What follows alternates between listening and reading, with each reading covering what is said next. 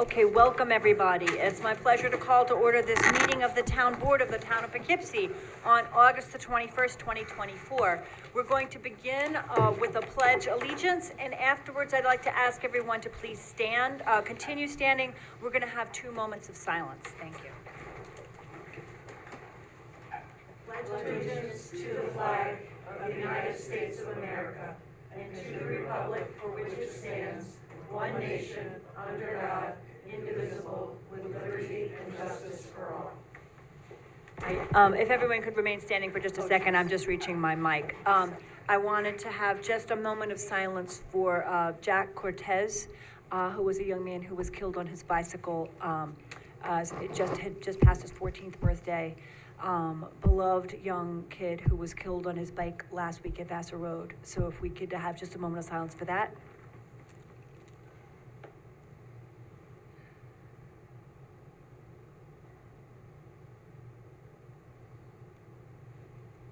Thank you, and I want to keep Jack and his family in our thoughts. Also, right at this moment, the funeral is taking place for Larry Tyree, who was a longtime town employee in the water department. Had a smile for everybody, much beloved guy, and died after a struggle with heart disease. So we, some of us have just had a chance to meet with his family. Wanted to do a moment of silence while everyone remembers Larry.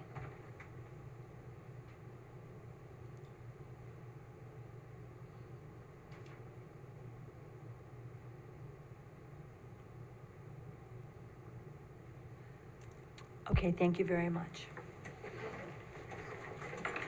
Let's begin with the roll call. Okay, good evening. Bill Roeder, First Ward. Hello, Barbara Laird, Second Ward. Ann Berger, Third Ward. Michael Safone, Fourth Ward. Good evening, Ryan Sharp, Ward 5. Ann Schurscher, Ward 6. Felicia Salvatore, Town Clerk. Emily Svensson, Attorney to the Town. Rebecca Edwards, Town Supervisor. Welcome, everyone. So we begin tonight with 4 public hearings, and after those public hearings, we will then suspend the rules for people who would like to speak for 3 minutes on items that are on the agenda tonight that are not the public hearings. Those are, that's its own special space for people to speak. And then at the end of the meeting, when we reach the end of the public portion, we'll suspend the rules again for people to speak for up to 3 minutes or on issues that are not on tonight's agenda. So we'll have those different opportunities for public comment, both for folks who are here in the room and people who may be participating online.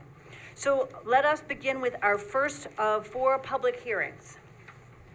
Okay, so tonight's a public hearing on property maintenance violations according to Town Code Chapter 159 at 22 Henman Boulevard in the town of Poughkeepsie. I just wanted to state before you open the public hearing that below it says be it further resolved 46 Wildwood Drive. That should say 22 Hammond. That was just a typo on the resolution itself.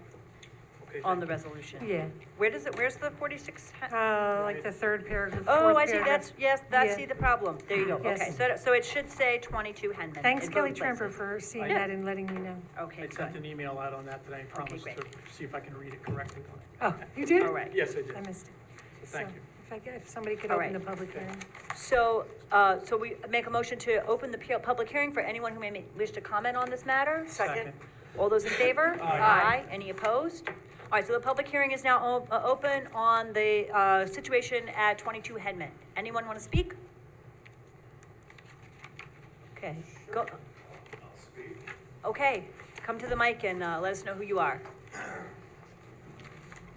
Hi, Steve Englehart. I'm a neighbor of Henman Boulevard. I drove by there today, and it's despicable.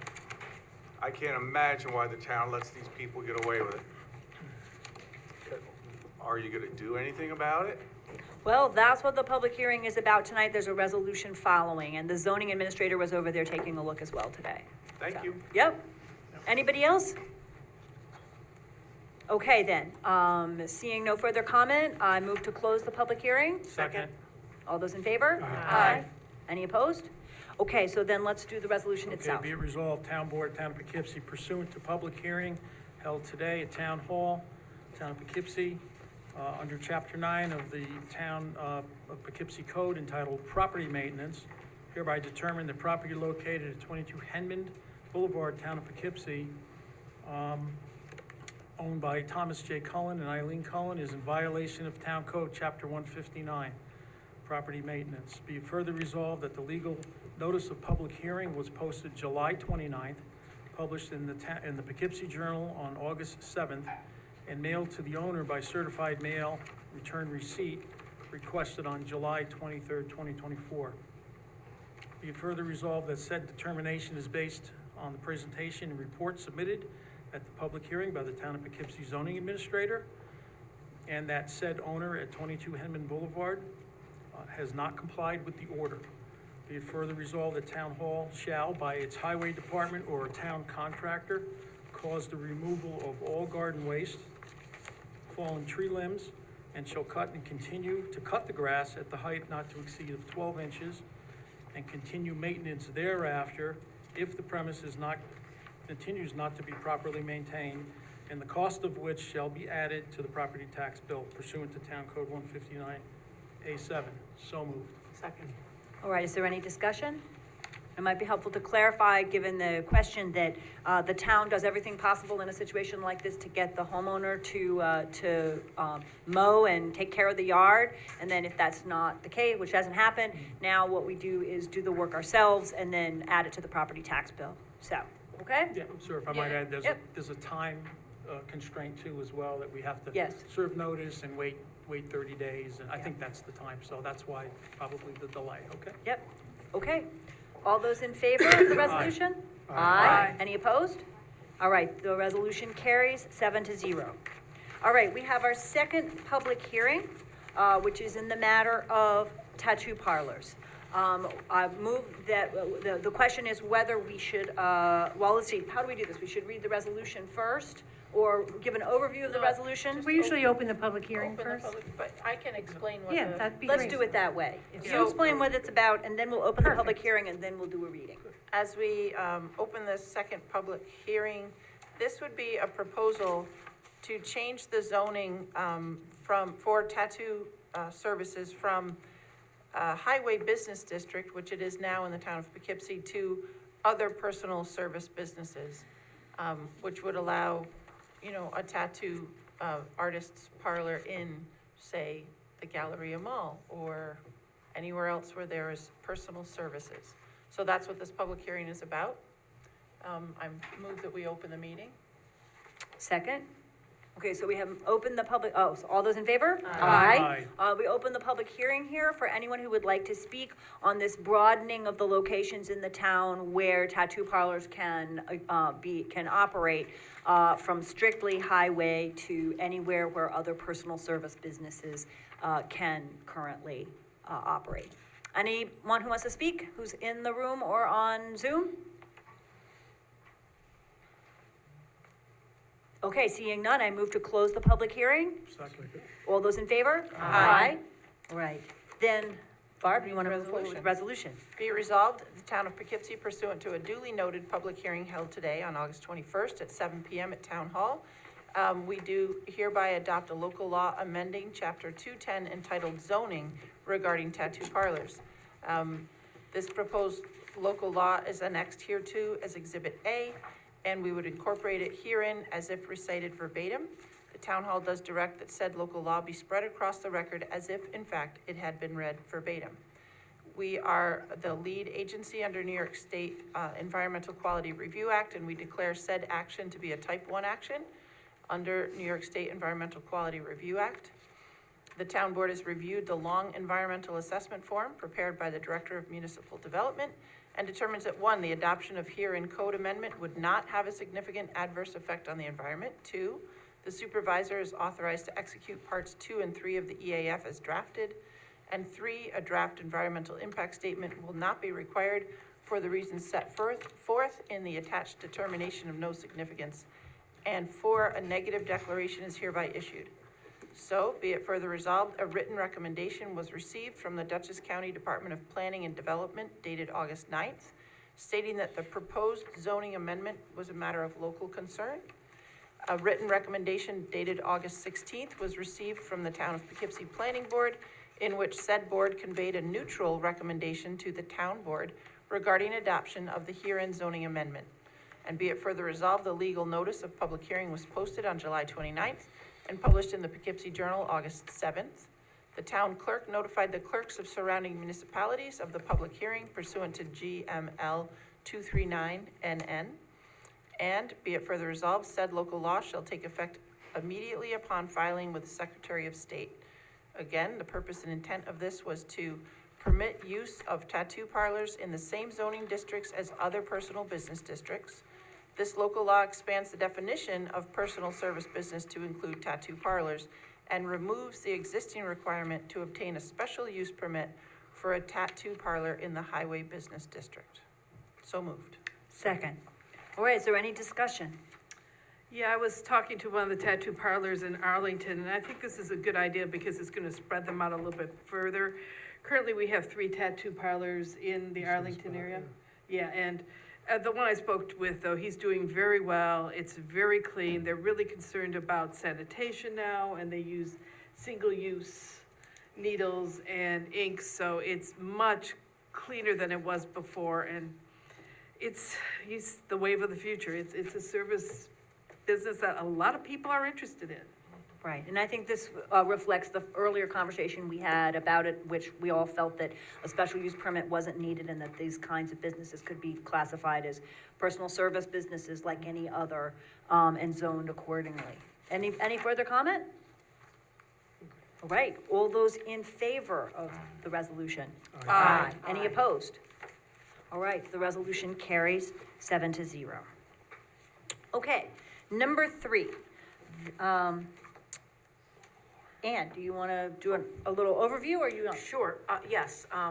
So this pertains to a change that we're making to the short-term rental rules, 2 of them being allowing short-term rentals of 2 family dwellings and accessory apartments, as well as clarifying that site plan approval is not required for special use permits for short-term rentals. So that was a little bit of a oversight when we first created the short-term rental zoning laws, and this is just, so we're adding the addition of 2 family dwellings and accessory apartments can be considered short-term rentals, as well as eliminating that site plan review for the planning board. And I just wanted to say that there's 2 public hearings about the short-term rentals. This one is about the change in the law. Yeah. The next one is about a specific property, so save the Yes. specific property for that particular public hearing. But if you have anything you want to say about the law itself, feel free to speak about that. So this is a public hearing about whether or not short-term rentals generally need a site plan review, which as single-family homes, they generally do not. And so we're following that, changing the code to follow that because that was inadvertent, and then allowing the short-term rental of 2 family dwellings. Okay? So I move that we open the public hearing. Second. All those in favor? Aye. Any opposed? Okay, so then anyone who might want to speak, who's in the room or who is on Zoom about these changes to the law itself, about allowing short-term rentals in 2 family dwellings and clarifying that site plan approval is not required. Anyone who wants to speak? Ed?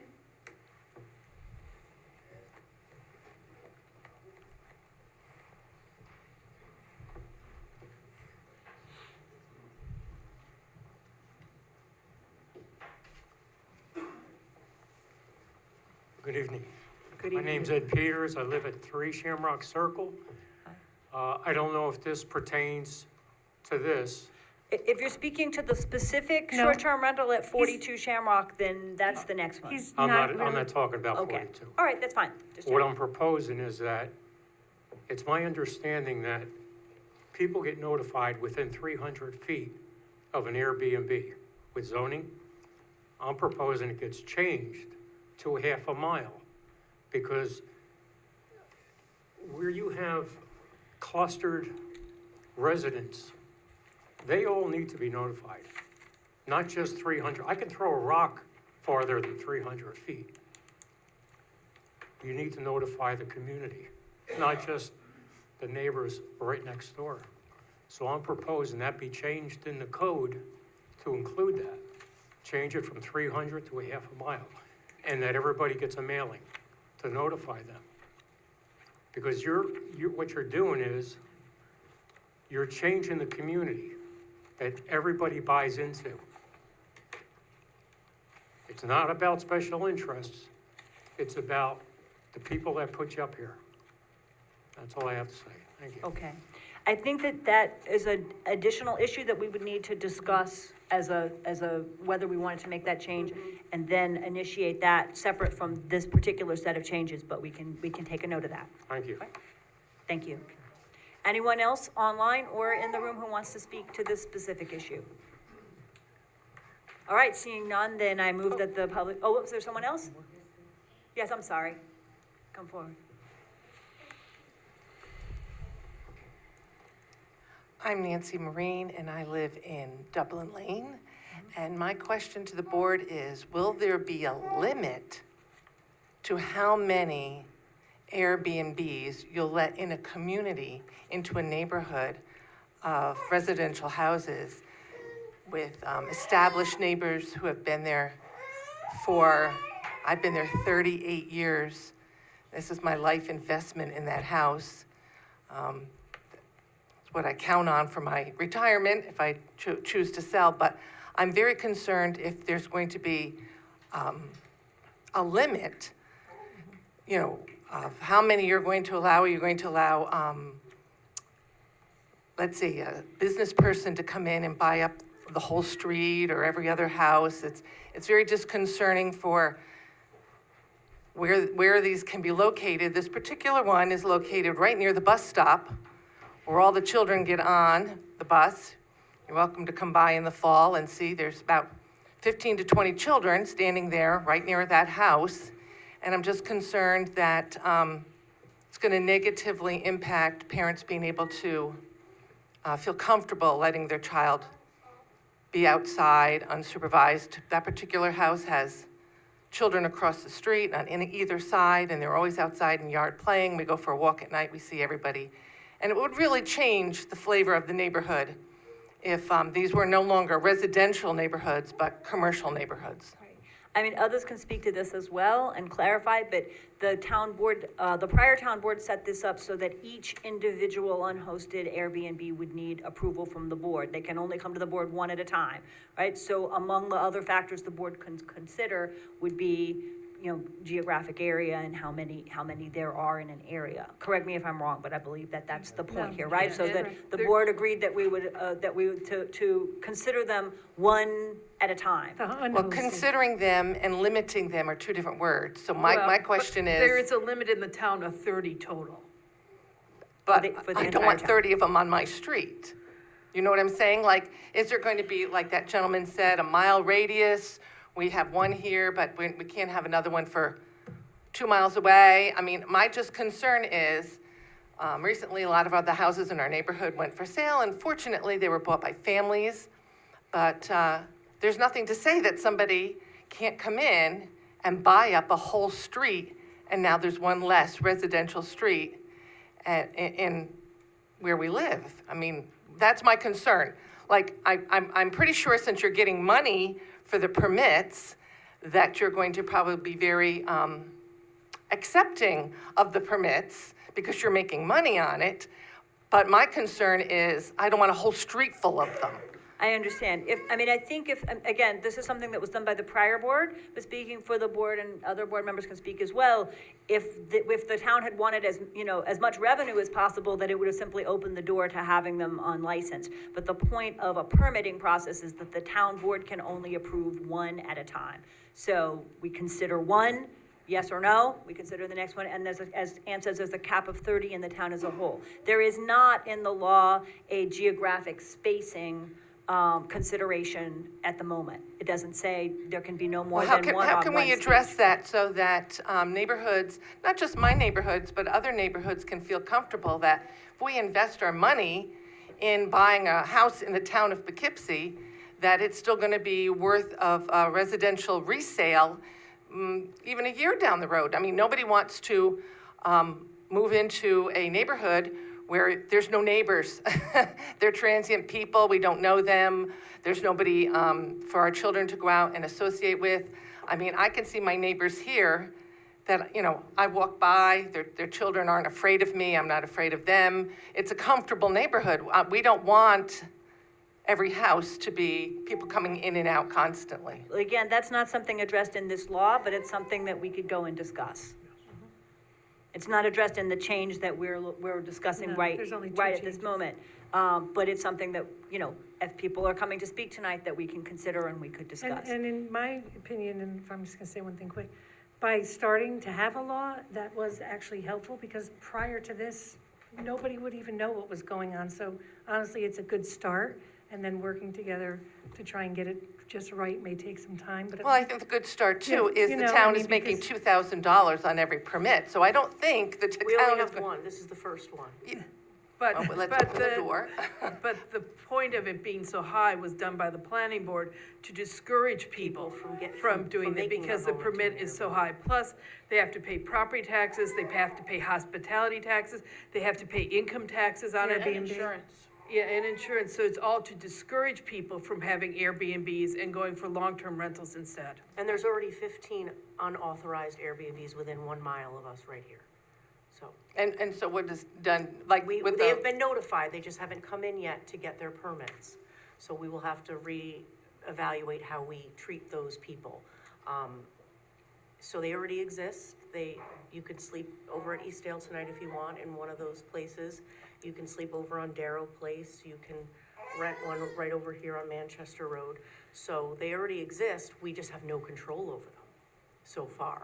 This is the first person that's come to get their permit. Actually, we have 2. It's like a law, it's like almost It's a like law. dog It's a licensing. It's a law now. law, They but have not to everybody get- licenses their dogs, very few. I Good mean, to say. but it's a that's my work in question. progress. So you said there's one here, are you going to, They've been notified.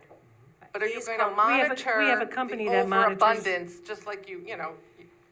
So We're the- trying. I The mean, this town is- has set a cap of 30 unhosted rentals in the town as a whole, right? And has notified anyone who is operating one, because they've been, you know, this industry sprang up without local regulation, has notified them all that they must get a permit, and we are beginning to address the first permits now. To answer your question, there is not anything in the town code right now that says there can only be one per street. Or something of that nature. And that's an issue for us to wrestle with. There could be another commercial street, for example, where it might not be a problem for there to be. In fact, we might want 5 or 6 of them to be located, you know, in a commercial area that's not a neighborhood. So it's not something that we've thought through all the way, but, you know, your comments are something we can take as we consider short-term rentals overall. Is there anything as a taxpayer that we can do to promote the limitation of how many Airbnbs are in one community?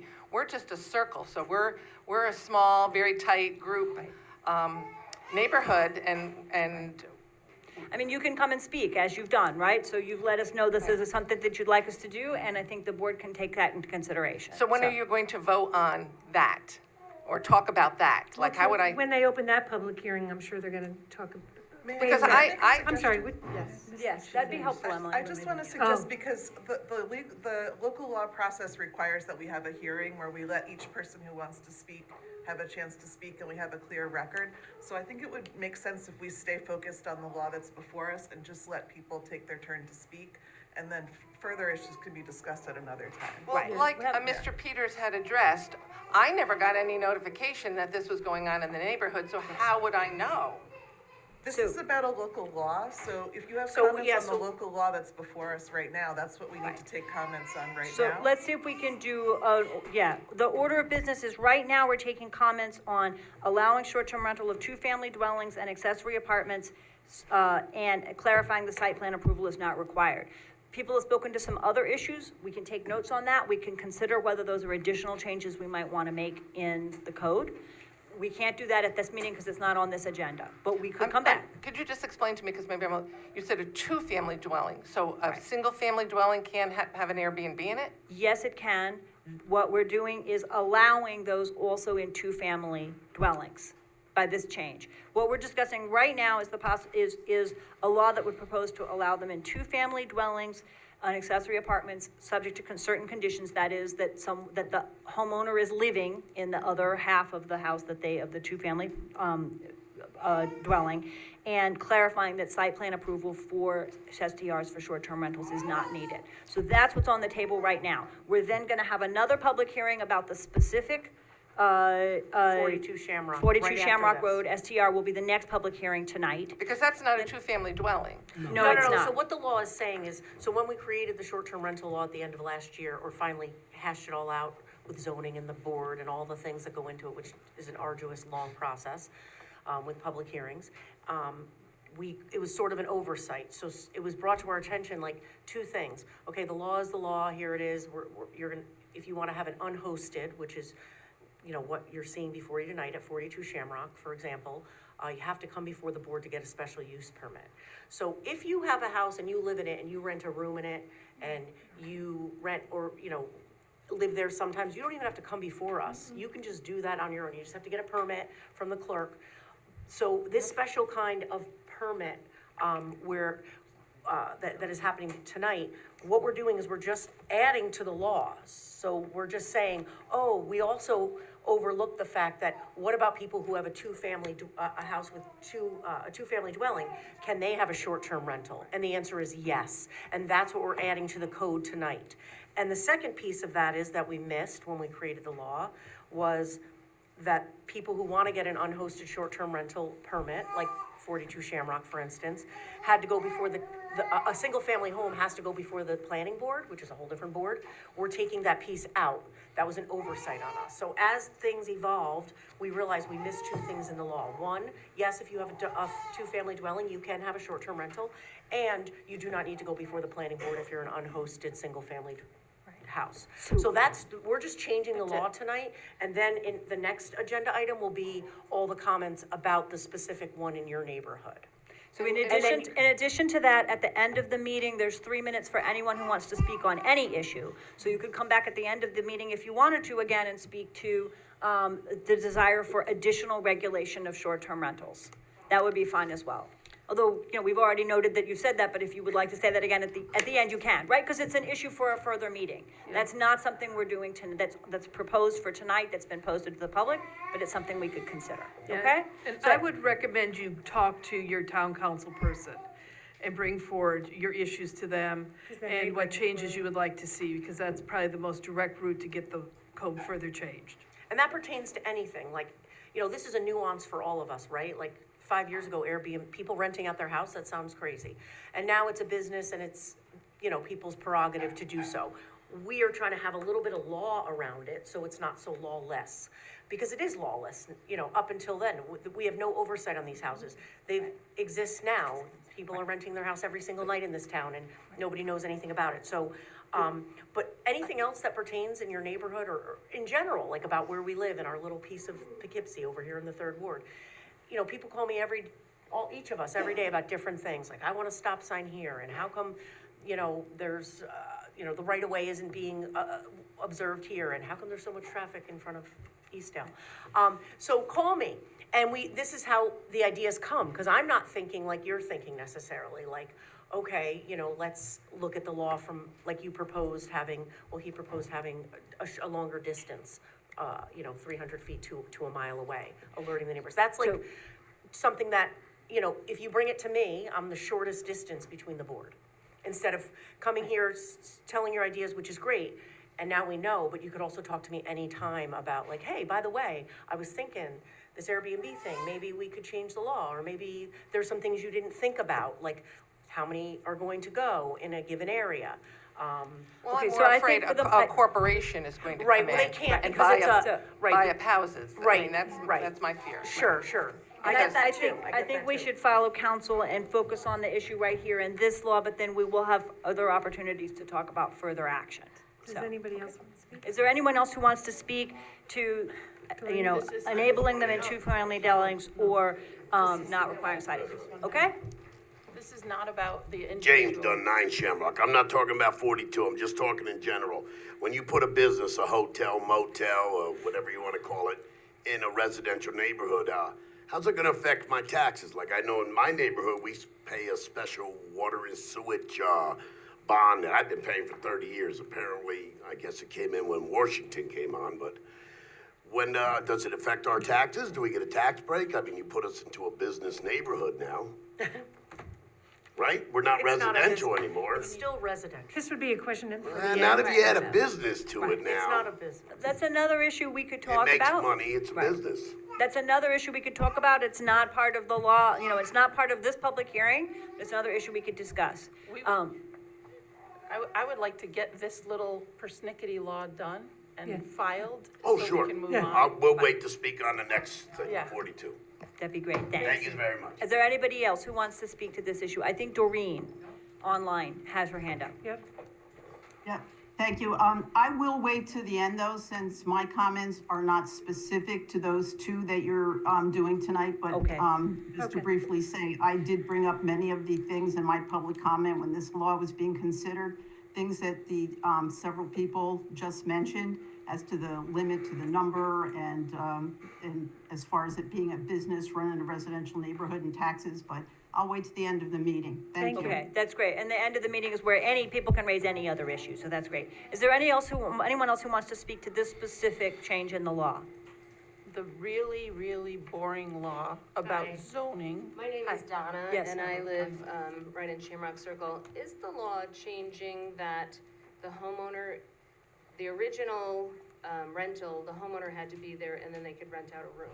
So now you're changing it so the homeowner No. doesn't have to be No. there? Is that what No. this is? So there's two types of. Very there- cumbersome. The law is recognizing two types of Airbnbs or short-term rentals. One is hosted, that is the person who is renting out the room, just as they would for a long-term rental, lives in the house. Right. So it's hosted. Those do not require a special use permit from the town board. The other type is unhosted, where there is not, the homeowner or operator of the D&B is not living in the house, and those are the ones which are capped at 30. Yes, and which per town, 30 in the whole Which town. which need individual approval from the town board. And that's what you're trying to approve tonight? The very first, the first person who's come forward to get an application. We know these been running for years, but we've told everyone they need to come in for an application, and this is the first case. So what does the board do? What do you do when an Airbnb continues to run and has not gotten approval? I mean, this Airbnb or others have run for a year and haven't been officially approved. Right. So- Right, because we've just created the approval process. That's the next step. Our hope is that everyone who's operating one will come in and get a permit. They've all been or notified. seek a They've all permit, been but notified. Everyone has been notified. We have more coming At up. a certain point, when we've reached out to people a couple of times, then we have to decide what we do if they are operating without the permit. Because this one has been operating for a year without approval. We didn't have a Right, law we for a didn't have a year. law, the law didn't exist. Yeah, and I was never notified, and I live across the street. Well, it's not right, okay. Yeah. All right, thank you. Thank you. All right, anybody else who wants to speak to this specifically? Whatever. If not, I'll close the hearing. I move to close the hearing. Second. All those, yes, second. All those in favor? Aye. Any opposed? Okay, Who so, seconded that? I'm sorry. it was, I think it was Mike phone who said, it. Sounds I had a good. couple of people seconded at the Okay, same okay. time. Thank But you. Mike takes credit, so Okay, that good. works. Okay, so then, this resolution passes 7-0 for those changes, okay? Okay, great. All right, now we have our fourth and last public hearing tonight, I'm and sorry, that. was that motion to close the hearing? I don't think I'm we. sorry. That's okay. You're I right. didn't read it. That was the motion to close the hearing. Now we actually have to read the resolution. All right, here we and go. move forward. Be it Here we go. resolved that the Thank town you. board of the town of Poughkeepsie pursuant to a duly noticed public hearing held on August 21st, 2024 at 7 PM at the Town Hall, Town of Poughkeepsie, 1 over Rocker Road, Poughkeepsie, New York, does hereby adopt a local law amending Chapter 168A, short-term rentals, and Chapter 210 zoning to change the regulation of short-term rentals by, 1, allowing the short-term rental of 2 family dwellings and accessory apartments subject to certain conditions, and 2, clarifying that site plan approval is not required for special use permits issued for short-term rentals by the town board. And be it further resolved that the proposed local law is annexed hereto to Exhibit A and incorporated herein if recited verbatim, and the town board does direct that said local law be spread across the record as if it is, in fact, been read verbatim. And be it further resolved that the town board has previously declared its intent to act as lead agency under the New York State Environmental Quality Review Act and does declare said action to be a type 1 action under the New York State Environmental Quality Review Act, SECRA. Be it further resolved that the town board review the long environmental assessment form prepared by the the Director of Municipal Development, and hereby determines that, one, the adoption of the hearing code amendment would not have a significant adverse event on the environment, and two, the supervisor is authorized to execute parts 1, 2, and 3 of the EAF as drafted, and 3, draft an environmental impact statement will not be required for the reasons set forth in the attached determination of no significance, and 4, a negative declaration is hereby issued, and be it further resolved that a written recommendation was received from the Dutchess County Department of Planning and Development dated August 9th, stating that the proposed code amendment is a matter of local concern. And be it further resolved that a written recommendation dated August 16th, 2024 was received from the Town of Poughkeepsie Planning Board, in which said board conveyed a neutral recommendation to the town board regarding adoption of a herein zoning amendment. And be it further resolved that the legal notice of public hearing was posted on July 29th, 2024, and published in the Poughkeepsie Journal on August 7th, 2024. And be it further resolved that the town clerk notified the clerks of the surrounding municipalities of the public hearing pursuant to GML 239-NN, and be it further resolved that said local law shall take effect immediately upon filing with the Secretary of State. So moved. Second.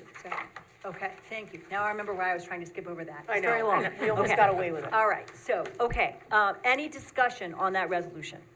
No. Okay, all those in favor? Aye. Any opposed? All right, that resolution. Abstention. And one abstention. Okay, one abstention, thank you. So the resolution passes 6-0 with one abstention. Okay, now, we have our fourth public hearing, which will be on the issue of the first first short-term rental to apply for a permit at 42 Shamrock Circle. We will not be voting tonight afterwards on this short-term rental application because of what we just went through, the need to change the local law, which takes a couple of weeks to go into effect. So we have to postpone until September 4th a vote on whether or not to approve this short-term rental. This first one has taken a long time to get sorted out. We can do, it says on the agenda that to be opened and adjourned, we can do one of two things. The board can choose to close comment tonight and then vote on the resolution on September 4th, or we can, but anyone who wants to come and speak again can do so at the beginning of the meeting for 3 minutes because it will be on the agenda, or we can keep the public hearing open and continue it on September 4th, so the board can do either. But in the first place, what we want to do is hear from anyone who wants to speak to the provision of the approval of a short-term rental at 42 Shamrock Circle. So I move to open the public hearing. Second. All those in favor? Aye. Okay, so the public hearing is open, and anyone who wants to speak to the provision of a short-term rental at 42 Shamrock Circle, the approval of the permit, could come and speak. Whoever would like to speak. Can I go ahead and say this? Of course. Mhm. If you want to just jot your name down on that paper, that'd be great too. Sure, there's no pen, but, Here you go.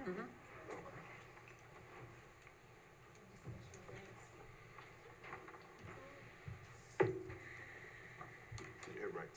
All right, so good evening. My name is Paul. I live in the Ireland Estates on Dublin Lane. And basically, it's just, I really just had a question. From the time that I found out that this was even something that was being considered, I was strongly opposed to it. For various reasons, I have my family here, and I'm interested in keeping them safe. I recently purchased a home. You know, it was not even something I was considering because there was no information that said, hey, this is open and operating as Airbnbs, you know, every other home or whatever it was. It just wasn't even something that was on my radar.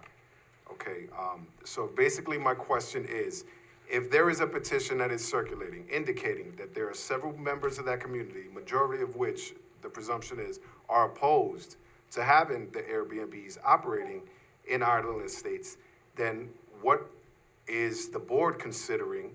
Because you have the interest of the person that's looking to establish the Airbnb in their home, right? The short-term rental, whatever you want to call it. And then you have the bulk of the community that's saying, hey, we're opposed to it. We don't want it. So what is the board considering when they make a determination on whether or not they're going to approve a permit? I commend the family or whoever the owners were for seeking a permit, but if everyone in that community doesn't want it, what is the board considering? Because you have the interest of the one family or one group that does, and then the majority that don't.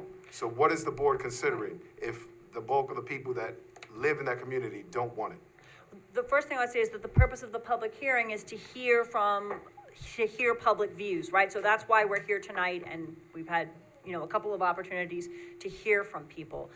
Does that answer the question? That's the. No. No, he Okay. wants I'm to know how specifically we're asking gonna vote. if the one person that filed that requested the permit, they want it, and there's a small minority that do, but the majority of the people that reside there are opposed to it, what is the board considering when they make a determination? Because you have the minority that say, yes, we want it, and the majority that's saying, no, we do not want it. What is the board considering when they consider whether or not they're gonna approve that permit? Because if the majority of the people that live there say they don't want it, then the presumption is, you would say, okay, well, you know what, nobody wants it, Right. we're just not gonna do it because you all don't want it. Right, I understand. I actually am going to refer to legal counsel because there are actually a specific set of grounds that the board can consider, and it might be helpful to sort of review those. Okay, I appreciate it. Those are, given the constraints that are on us as to what we can do through the special permitting process, there's a specific set of things we can consider.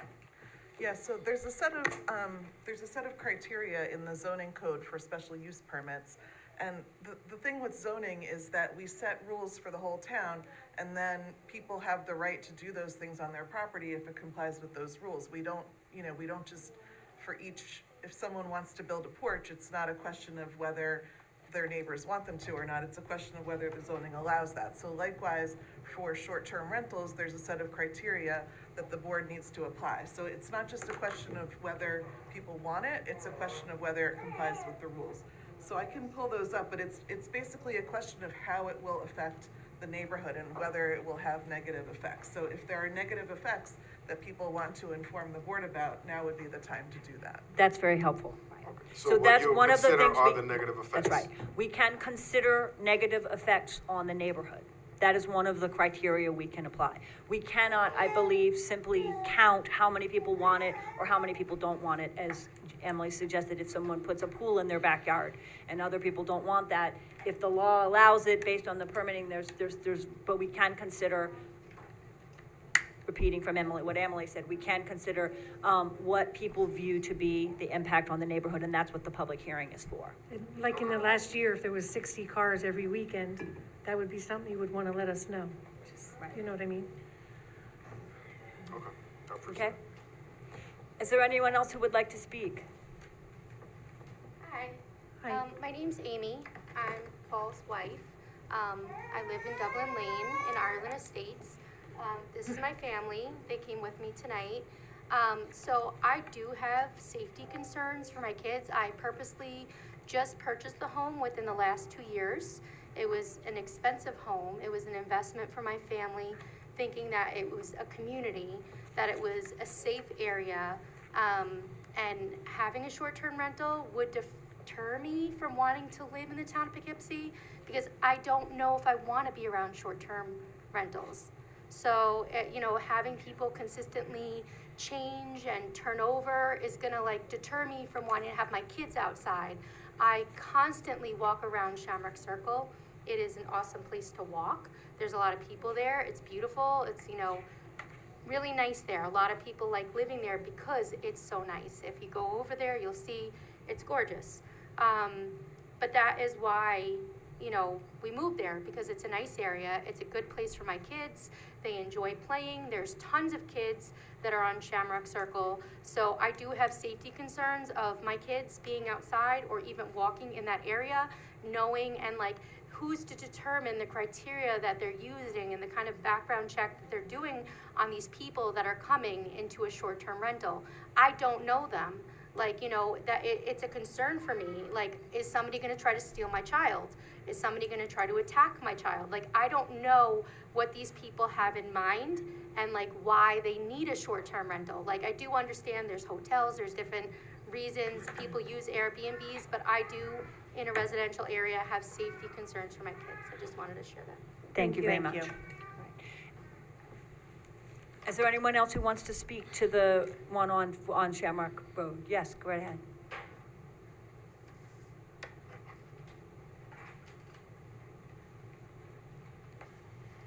Hello, my name is Matt Warburg. I live at 4 Shamrock Circle. I purchased the property on February 10th, 2023. And so I've been there for about 1.5 years. I live right behind 42, right behind Dennis. I was not aware that he had an Airbnb because I thought that it was just his family living there. So I think that speaks to the fact that it's been a non-issue for a year and a half.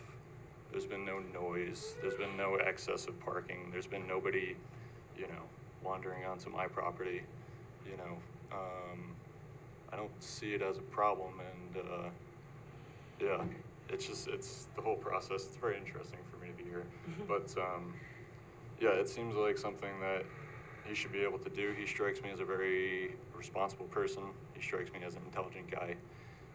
He's trying to have, people visiting Vassar, people, students, prospective students of colleges come in and stay. So, it doesn't, he's not looking to have these people that are gonna cause problems, because I don't think he wants any problems. So, that's all I have to say. Thank you. Thank you. Thank you very much. That speaks to the issue that, again, that before regulations were put in place, the Airbnb has been there for a while, and so if there had been loud parties or if there had been a lot of parking or things of that sort, it's helpful for us to know what the impact on the neighborhood has or hasn't been. That's one of the issues we consider. Go ahead.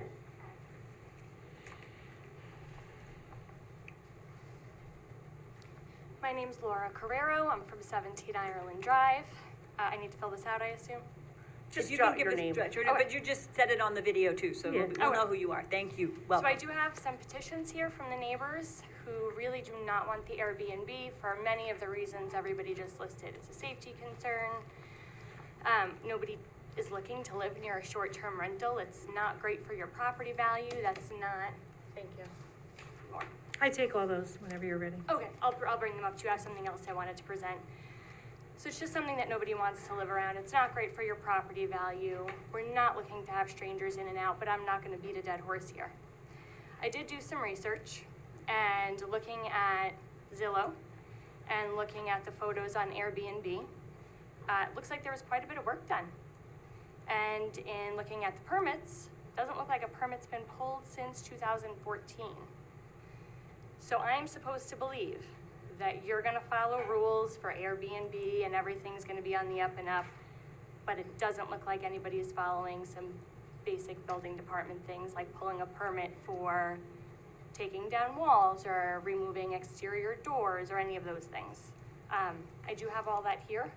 I could be wrong, but just looking at that, I can't buy that we're all on the up and up here. Okay, we can take that and take a look and get back to you and clarify that situation. Okay. Also, so we come from the city, and if we wanted to live in a transient area, I certainly would have stayed. We brought our family up here where it's quieter. There's a place for Airbnbs. I'm not against them. Not in our neighborhood. It's a residential neighborhood. This is not what we're zoned for. So, Okay. I hope that the board decides. Thank you very much. Yes. And thanks for providing the information. Did you want to speak?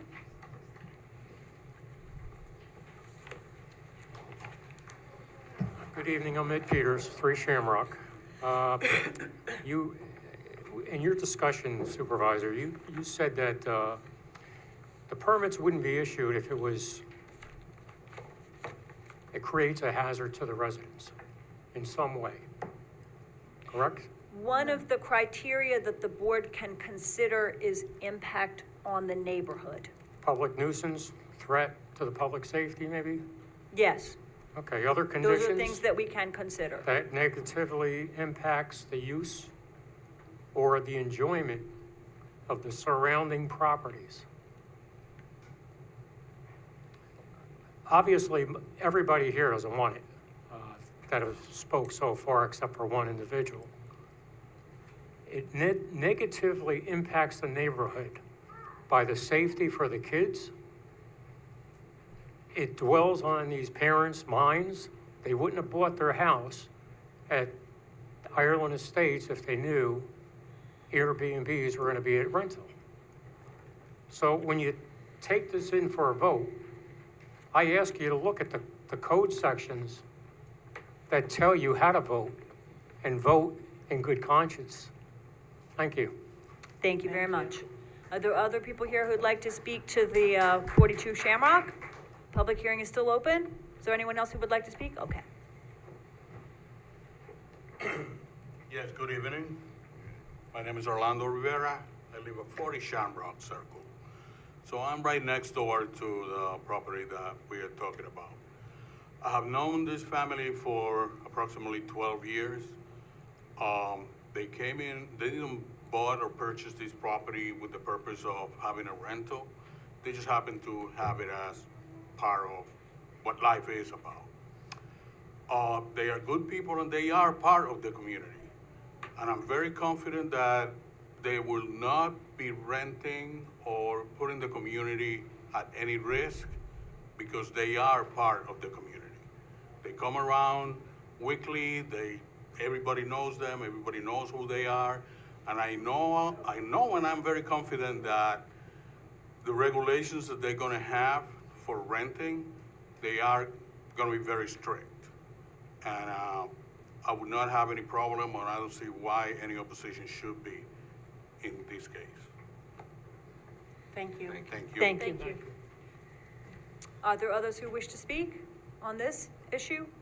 Is there anyone on Zoom also as well as in person who might want to speak? I'll go right ahead.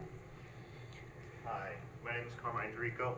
I met most of you the last time I was here. I spoke, I made a statement, so I don't know if I need to reread that statement. I'm sure it's on record, so. You're welcome to do so. It's up to you. Thank you for allowing me to speak again. I've known the Zacks for almost 20 years, and I consider them family, and I've rented the space from them or been able to use the space from them, and I had to explain what I was doing with it.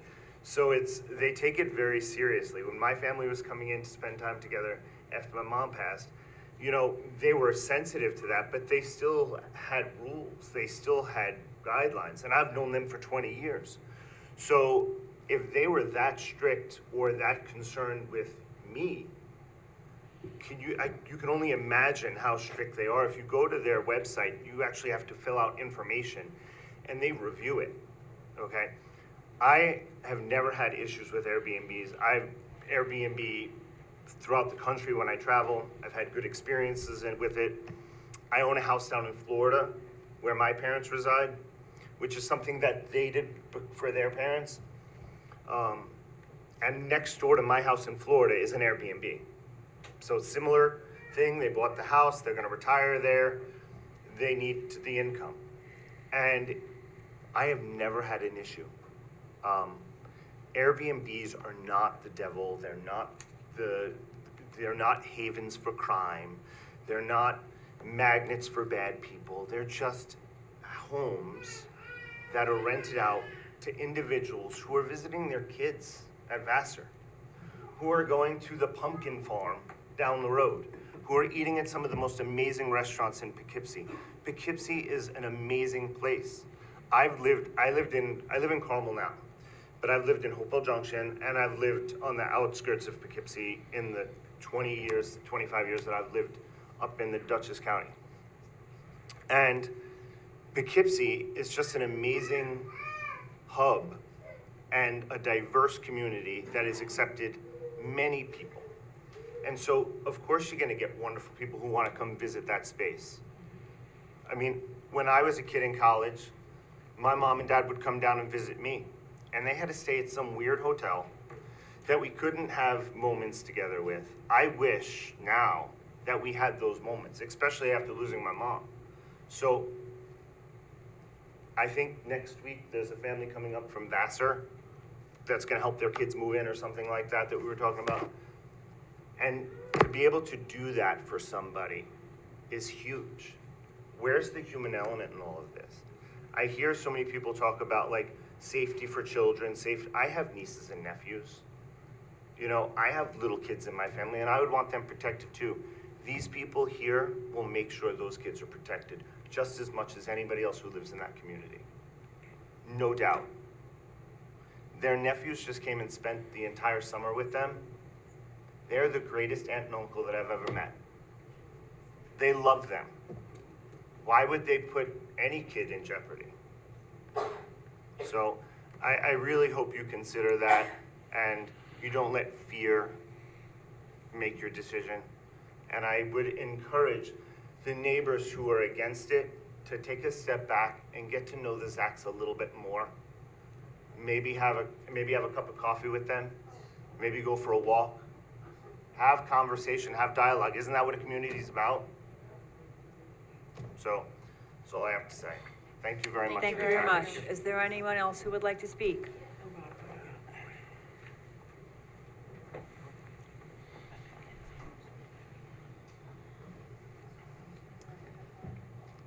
Ksenia Zach, 42 Shamrock Circle.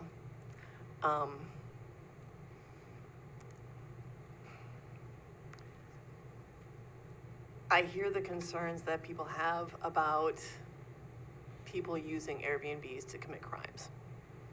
I don't know where they're getting that from. I'm not aware of it. As far as the safety of their children, they talk about sexual predators. And there are registered sex offenders who live within walking distance of this community in long-term rentals. If they obviously have a concern that they want the board to address regarding safety. It has nothing to do with my address. Because I'm applying for a permit to follow town regulation, I become the target of their fear. And if there is a genuine concern about safety that residents of Poughkeepsie have, I trust that you will address it. Thank you. Thank you very much. Is there anyone else who wishes to speak? Okay. It's a question about whether I'm going to allow, if people want to speak multiple times, I'm going to allow it because I want to make sure that everyone feels fully heard. Just being aware, because I know people are bringing different concerns. Some people are coming with different questions and concerns, so. I don't think the issue is against the Zacks, because I know they're probably doing everything they can to monitor who comes to their home. However, when you fill out an application for an Airbnb, you can say whatever you want to say. Like, I could say whatever, like you can make up anything you want to make up because you're not meeting these people in person.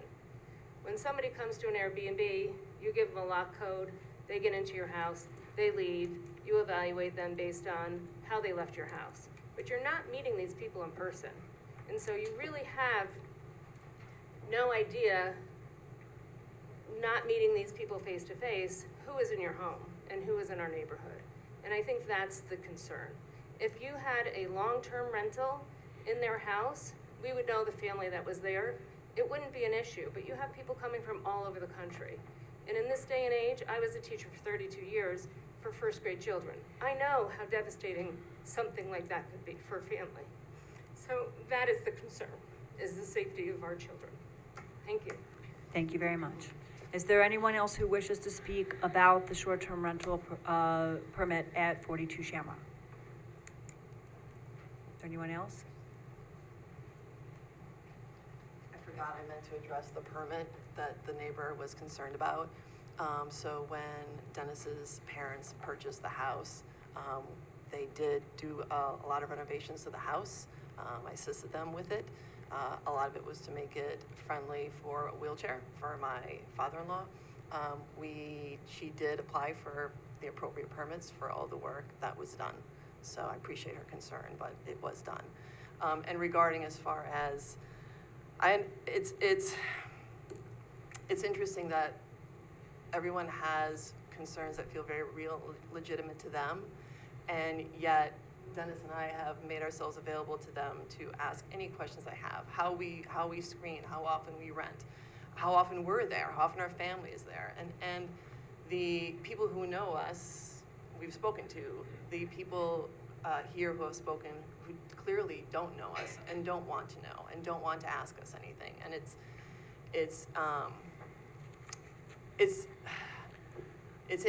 hard for me because I actually do live in that community, and to hear the people say we don't want to know who they are, but they're also saying how much and how valuable their community is to them, except for us.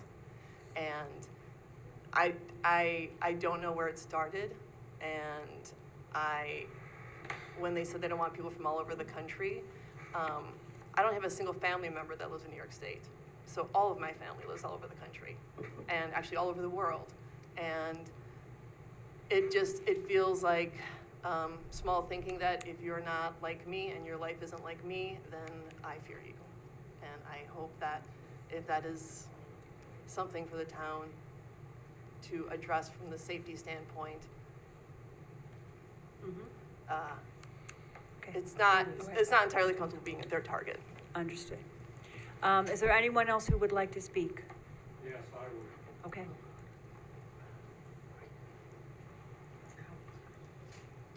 Ed Peters again. I've heard all these comments here, and I just wanted to add a few things. They say they're renting to good people. There's a lot of bad people out there, all right? A lot of pedophiles, a lot of sex crimes go on. And the police officer in the back can tell you how bad it is, all right? There's no way to tell what kind of person's going to be renting that house for a short period of time. If these people wanted to live near an Airbnb, they would have bought into it. You changed the zoning code, and it wasn't this administration, I understand that. You need to make some changes so that people are aware of this within a half a mile, not 300 feet. And when you look at this code, it says the quality of life in the surrounding community as determined by the zoning administrator. And after hearing all the testimony from these people, you cannot vote positively on this particular one. That's all I gotta say. Okay. Thank you. Thank you very much. Did you want to speak again? Yes, please. So I understand that the owner says she has made herself available to talk to people in the neighborhood. That's news. I've never been offered that opportunity. I don't know anybody else that has been offered that opportunity. Literally don't know them at all. I maybe know one or two people who might know them, but other than that, nobody knows them. It's not part of a community and we're trying to oust them. We don't know you, and you haven't made yourself available to talk or anything like that. If that offer has been there, we certainly don't know about it. The other thing is there's a housing crisis. People are desperately looking for places to live, and Airbnbs are just eating up those homes. We had a neighbor who recently had to move. She was literally begging people, do you know of any place I could stay in this neighborhood? I don't want to leave it. She had to move. That would have been a great house for them. So it would have been a wonderful long-term renter. Excellent people. They actually had to leave the district altogether because there's just not enough housing, so. Thank you very much. Is there anyone else who would like to speak? Yep.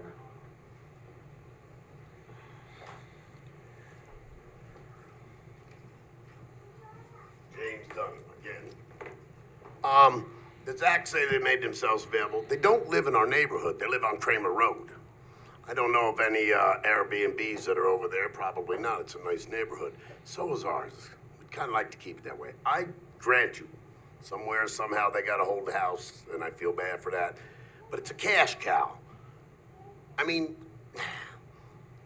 I'm assuming that you have to take in the neighborhood's consideration. You can't just shove a low-rent motel there and then tell us that, oh, you guys, it's up to you to watch your kids. And what happens when the first thing goes wrong? Do we get to sue them, or are you guys for okaying it? And again, about my taxes. Are my taxes going to go down now that we have a business, a motel, a flop joint in my neighborhood? I think flop joints, low rent motels and things would be zoned very differently. What's the difference? Well, we've heard several people, it's a public hearing. I think the board conversation should happen on September 4th, and I don't want to get into a back and All forth. right, will that be the But, last so, of this? I mean, We this will- has we been will stretched vote. out all winter, summer. We will vote on September 4th. We cannot vote tonight because we have to wait for the changes in the law that we made in the previous public hearing. So it's But not we will- even legal we will yet. You're debate changing and the vote. law to make it legal. The law was passed last year. We had to make adjustments in the public hearing that we just had tonight about whether or not to require a site plan review. So that's been changed. That will take effect in the next couple of weeks, and we can vote September 4th. Okay? All right. Thank you very much. Appreciate everybody's patience with a difficult process. Okay. My name is Alicia Flaherty. I am a friend of the Zacks. I do not live in the community. I just wanted to comment on, I believe the word cash cow was just used. They are just trying to cover their expenses to hold on to the house, which belonged to Dennis's parents, which have since passed, until they could potentially live there when they do move from Kramer Road. It is not, they are not by any means making a ton of money on this. It is rented out, I don't know, 10 times a year? I don't know. It's Vassar, it's Marist, it's Culinary Institute, it's people that you would want to have your neighbor. She is very stringent on who she accepts, and I'm not sure that I would meet her acceptance. She is so stringent. And from a community standpoint, one of the things I would be concerned about would be what if they sold the house? As I understand, if they are granted a permit, the permit dies with them. If they sell the house, it's not that the house is permitted, they are permitted. Yes, and That's each year, correct. So they have to reapply. Right, so that,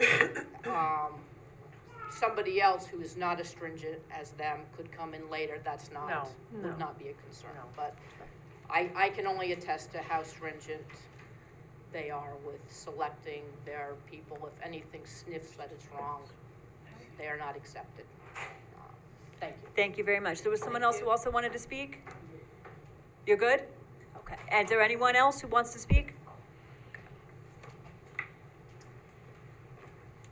How's everybody doing tonight? My name is Dennis Zach. I'm owner with my wife of 42 Shamrock Circle. And I just hope through this permit and public hearing process, we provided the information you sought and addressed all concerns, whether related to us or not. And as always, we are available both to the town and to our neighborhood with any questions or concern at any time. As you all know, this process started back in June, I think, was the first one. And there were many people here that were speaking. I was here talking, heard the concerns, and I said to everyone that was here, I will stay after the meeting. I'm more than happy to talk to anybody or any concerns. Not one person stayed. Everybody left. Then I reached out to a neighbor. Apparently there's a Facebook page or some sort of community page, which you have to gain access to. You can't just be on that page. And the person has my cell phone, and I said, please, if there's a neighbor, anybody that's concerned, you have my cell phone, just please give them my cell phone. I'd be more than happy to talk. I didn't hear anything.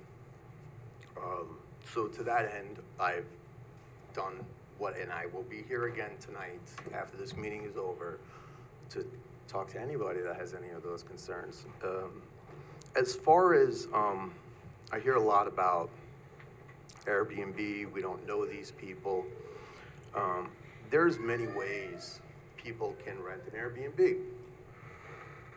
You could buy an Airbnb, I guess, and just want it to be a business, right? You can put your page up, you can have somebody click on that page, they can put your credit card in, they'll put their credit card information, you just get a notification saying somebody's renting your place. You don't know who it is, you don't know what. Then you can run an Airbnb like we run it.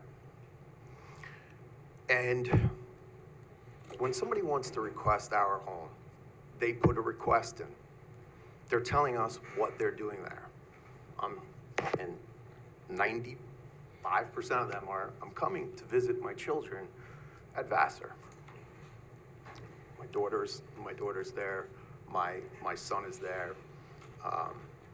We're coming to visit them is most of our rentals. From that point moving forward, we send them rules and guidelines to the home that they need to approve and bring back to us. So they cannot rent our place until they read our rules and acknowledge this is the rules. When that process finally happens and they come back to us and they acknowledge the rules, Then we have some information. From there, you can go on to Airbnb, that's what we do. We find out if they're a host, where they're from. We look at their reviews. We see, we do so much work because we are concerned. It's our home. We don't want anybody wrecking our home. And so we do the research. We actually look, we see if they have good reviews. Oh, well, this person had 25 reviews. Look at all these great reviews about this person. So we go ahead and do the homework about it. Now they're saying background checks. Do we allow background checks for people to come and buy a home in this neighborhood or any neighborhood? You know, do we do any background checks of anybody coming into the neighborhood? The pizza delivery guy, the landscaper guy who seems to have some different guy on the lawnmower every 2 weeks. We don't do any of that. And yet the concern is that we do so much to know and make sure that we love the neighborhood too. You know, I'm there quite often. I was in there again today biking around. We had my whole family, my nephews in there, took all the bikes out, went across the walkway on the Hudson. We enjoy the neighborhood too. We are people too of this neighborhood.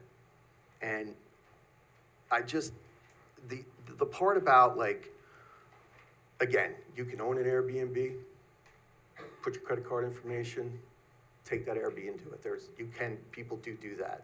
But you can also run an Airbnb very strictly, do some research on these people. And again, they tell us what they're doing here. And if we don't think that that's like a good fit for us, we deny it. And that's all I have to say about that. Thank you very much for your time. Thank you. All right. Is there anyone else who would speak? I just want to rebuttal.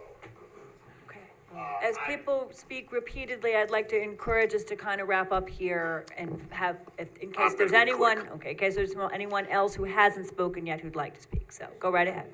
Go ahead. I run our Facebook page. He's never tried to get on. He's not part of our neighborhood. Okay, so I don't know anything about that. And could all of them, please stop with this, we rent to Vassar, because it looks like they're doing bias because you are attached to a Vassar. How about just saying IBM? I mean, it doesn't sound right. It gets passed now. People are going to be like, well, did they get passed because it's Vassar? Let's keep it above board and honest. I think that they're reporting on who is at their Airbnb, but I'd be very happy to recuse myself if that would be helpful. In fact, that's a very inviting prospect. Would anyone else who hasn't spoken yet tonight like to speak? Yes? Okay, wait. It seems like everybody's speaking twice. I'm an IBM engineer, so that's a pretty legit thing. You know, there's interns, there's people from other countries who are being employed to IBM. They might need a place to stay, you know. And as I said, I've had no issues in a year and a half, so. Okay, thank you. Thank you. Is there anyone else here who hasn't spoken yet who would like to speak? All right. Then I move that we close the public hearing. Second. And be aware that if people prefer, we could also adjourn the public hearing, but I'm going to move to close it. All right? Okay. I move to close the public hearing. There was a second. Is there any discussion of that? Okay. I'm sorry, we've lost Councilmember Reuter. Is he coming back? He had a phone call, Emergency phone call. Okay, I think we should proceed, okay? Yep. So, You want to close the public hearing? Yes. well, that's on the table now. I We would could, rather leave it open in case, if they have more questions or concerns, and we're going to vote on the 4th, why not leave it open? okay. People will be able to speak on the 4th one way or the other, either if we keep the public hearing open, or if we close the public hearing, it will be on the agenda for September 4th, so people will be able to speak for 3 minutes at the beginning if they want. So either way, there's the opportunity for further input from anyone who wants to speak, okay? But, are there other board members who would like to argue in favor of closing or leaving it open? Well, you closed it, so you might have to open it again. Well, no, it's on the table. We We have not voted Oh, on that's right. closing. We're gonna vote on We're whether to discussing close that it. now, and I'm inviting other board members to weigh in on whether or not we should leave the hearing open, or whether we adjourn it, or whether we should close it. It seems a kind of a moot point, because if we close it today, then that piece is done, but we're still allowing comments in the 3 minutes. People can still come up and comment of things that are on the agenda before the board meeting, so it's kind of like a public hearing. And you still are allowed to, right? Bill, I hope everything is okay. We did move in second, and we're discussing whether to adjourn the hearing. The motion on the floor is to close the hearing, and then to vote on September 4th with people being able to speak for 3 minutes at the beginning of that meeting. If we voted that down, then we can vote to adjourn the hearing and have the hearing continue. Either way, people can continue to provide provide input on the 4th. So that's what's on the table in case any other board members would like to weigh in. Okay. Anyone have a preference? Okay. Then those in favor of the motion to close the hearing? Aye. Aye? Aye. Is there anyone, aye? Okay. Is there anyone against closing the hearing? Nay. Nay? Okay. I'll keep it open. I mean, I'm voting, I didn't understand the second, I don't think, So, I'm voting to keep it. Let me start again. Yeah. Let me start again. We are voting on a motion to close the public hearing. Are we in All favor? those in favor of closing the public hearing, please say aye. Aye. Okay? Those who would like to keep the public hearing open, Nay. nay. You're a nay as well? You're nay to close it, you're gonna leave it open. Yes, I keeping heard it, one I'm a nay. yay to keeping it open. Okay, so. Okay, so then Oh, that's a gee. nay So on this that's a vote. nay for- So that would be a 5-2 vote to close the hearing. Okay? Okay, so it's All right, closed. so the hearing is closed. There will be further opportunity, as much as people would like to speak at the beginning of the next meeting, to speak for 3 minutes each, okay? Well, if there's public hearings, it wouldn't be, but this will be an agenda item now because it'll be a vote. This will be So an, there so won't so the be- public hearing I is just wanted to make closed. that- A lot of people have spoken a number of times. We've heard a wide array of testimony, but there will be opportunity for anyone who wants to speak again on September 4th. It will be on the agenda, and when we open the meeting, there will be. I just wanted to a- clarify, if there's public hearings, they'll go first, but then they'll still be able to speak. Right. Yes. So people will be able to speak at the next meeting, okay? All right, so that closes our 4th public hearing of the night, and thank you to everyone who has spoken. I hope that there are opportunities here for people to speak to each other. I'll just say, go out on a limb for a minute and say that there's a clear hunger for people to speak to each other, and if there's an opportunity to do that, it can be helpful for people to speak and listen to each other.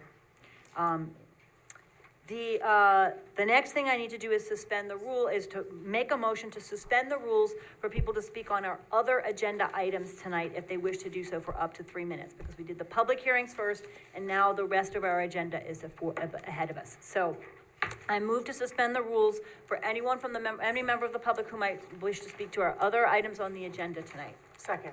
All those in favor? Aye. Any opposed? All right, then, anyone who'd like to speak on other agenda items that are on the agenda tonight? Doreen? Okay, thank you. I had a question about agenda item number 12. Doreen, we can't hear you. Hold on a second, we're trying to raise the volume. Go ahead, Doreen.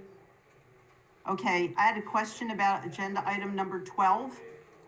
So it's to hire a consultant, and is that to hire a consultant strictly to oversee how the ARPA funds were spent? The consultant would do several things. Assist with the preparation of the proposed budget and what they call the budget book, which is all the public documents related to the budget, so that the budget is clear to the public and to the board and the finance committee. And all the numbers that go into that, and also assist with, making sure we don't lose any of our last ARPA funds, which all have to be committed by the last day of this calendar year, and to make sure that we account for all that spending and report to the public. Okay, so when you say the budget book, you're talking about just the regular town budget? Right, that's what they call it, as a budget book. It's the presentation of the budget and all the materials that go with it. Okay, And he then would I help just us had get, one he would other- help us get that to GFOA standards, Government Finance Officers Association standards, so that it's clear and legible to everyone. We'll come back to that on the agenda, but that's the answer. Okay, and then, agenda item number 8 for the, tax, cert settlements. And I see that College View Tower is on there. and they're getting their assessment lowered. And as I've said other times, you know, when these assessments are lowered, basically the rest of the tax base then has to absorb that lost revenue. So they get a tax decrease, and it's likely that the rest of the town residents will have an increase to make up for that. But my comment was that the College View Tower one, now apartments are in short supply in the town from different things that I've read. So it's hard to believe that College View Tower is not thriving. I know once before when I asked, you know, why the Holiday Inn, the hotel, was getting a reduction, the supervisor had said that it was because they were not thriving.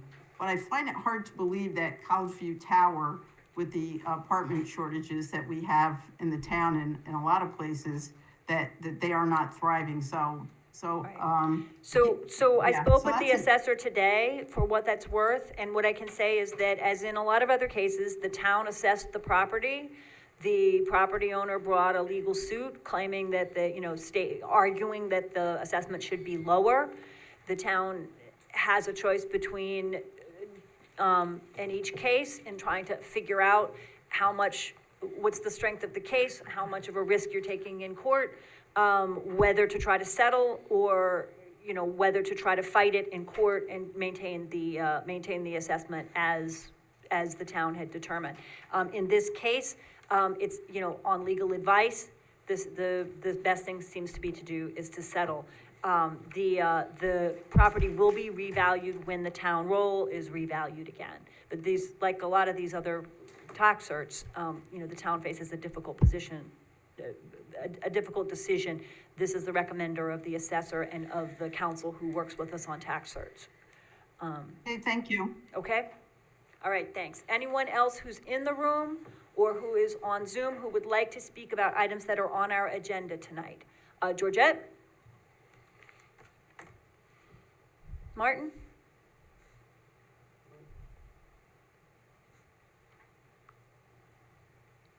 Can you unmute yourself, Georgette, or? Okay. Am I Oh, there, unmuted? yep, now we can hear you, yes? Yep. Okay, and then what I was saying was, I'd like to apologize right away, because I can't remember if the item I want to talk about is on the agenda or not, and I don't want to miss my opportunity. So is the Schatz renovation on the agenda tonight? No, it's not. No, sorry, Oh, Georgette. okay, so I'll wait till the end then. That'd be great, and then you can All right. have 3 minutes at the end on that issue. That'd be great. All right, thank you. Okay, Is there thank you. anyone else who wants to speak to items that are on the agenda tonight? Okay, then I think we can, I move to close the period of public comment. Second. All those in favor? Aye. Any opposed? All right, then let's move to presentations on battery energy storage systems. And our Director of Municipal Development, Mike Welty, is going to help, I think, introduce 3 people who are going to present on the issue of fire safety and battery energy storage. Sorry, I didn't mean to take you by surprise, Mike. I thought you were helping coordinate this. But, As you know, we have a public hearing scheduled for September 4th on the battery energy storage local law. It was requested that we, try in the interim to provide some information, so for everyone to digest. And so, tonight we have a representative, I believe, from NYSERDA, who is, and the focus will be on safety issues, because that seems to be the main issue that is driving a lot of conversation about this. So, NYSERDA, someone from Key Capture Energy, which is the company that did apply for a location here in the town, and then the moratorium was put in place, and they are waiting for the resolution of our process. And then I believe someone from Central Hudson was also asked. So I don't know, the order on here is NYSERDA first, so I'm not sure who that person is. thank you. We have someone from NYSERDA, someone from Key Capture Energy, and someone from Central Hudson to speak from different perspectives about the fire safety issues. So, I believe it's Mr. Oberker from NYSERDA, is that correct? That's right. Hello. Okay, good great, evening, hi. everyone. Thanks for your patience and thanks for joining us. Of course. Just want to let folks know that I'm unable to start my video. Not a big deal to me if it's not to you all in the room. Mike's gonna but work good on e- that. Sounds great. Good evening, everyone. My name is Bill Obercare. I'm a senior advisor on NYSERDA's Clean Energy Siting team. I'm gonna try to keep this pretty brief and focus on general safety issues and how the fire safety standards that are in place come into existence.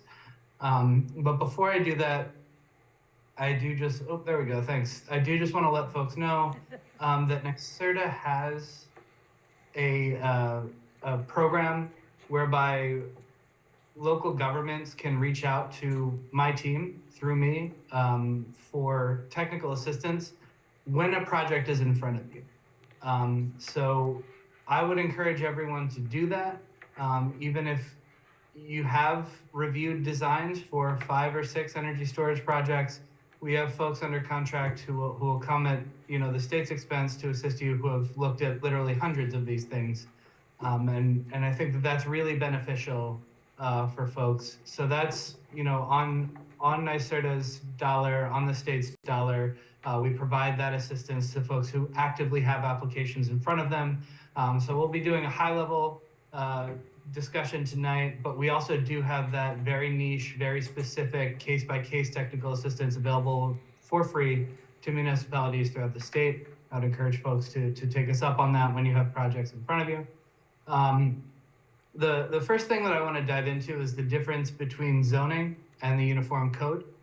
The Uniform Code is where we have our fire code here in New York State, and that fire code mitigates fire hazard. That's what it's designed to do. Zoning, on the other hand, is going to create regulations about where the community is willing to accept a certain degree and type of fire hazard. It might sound like a trivial difference, but it is really not. And I'll explain why.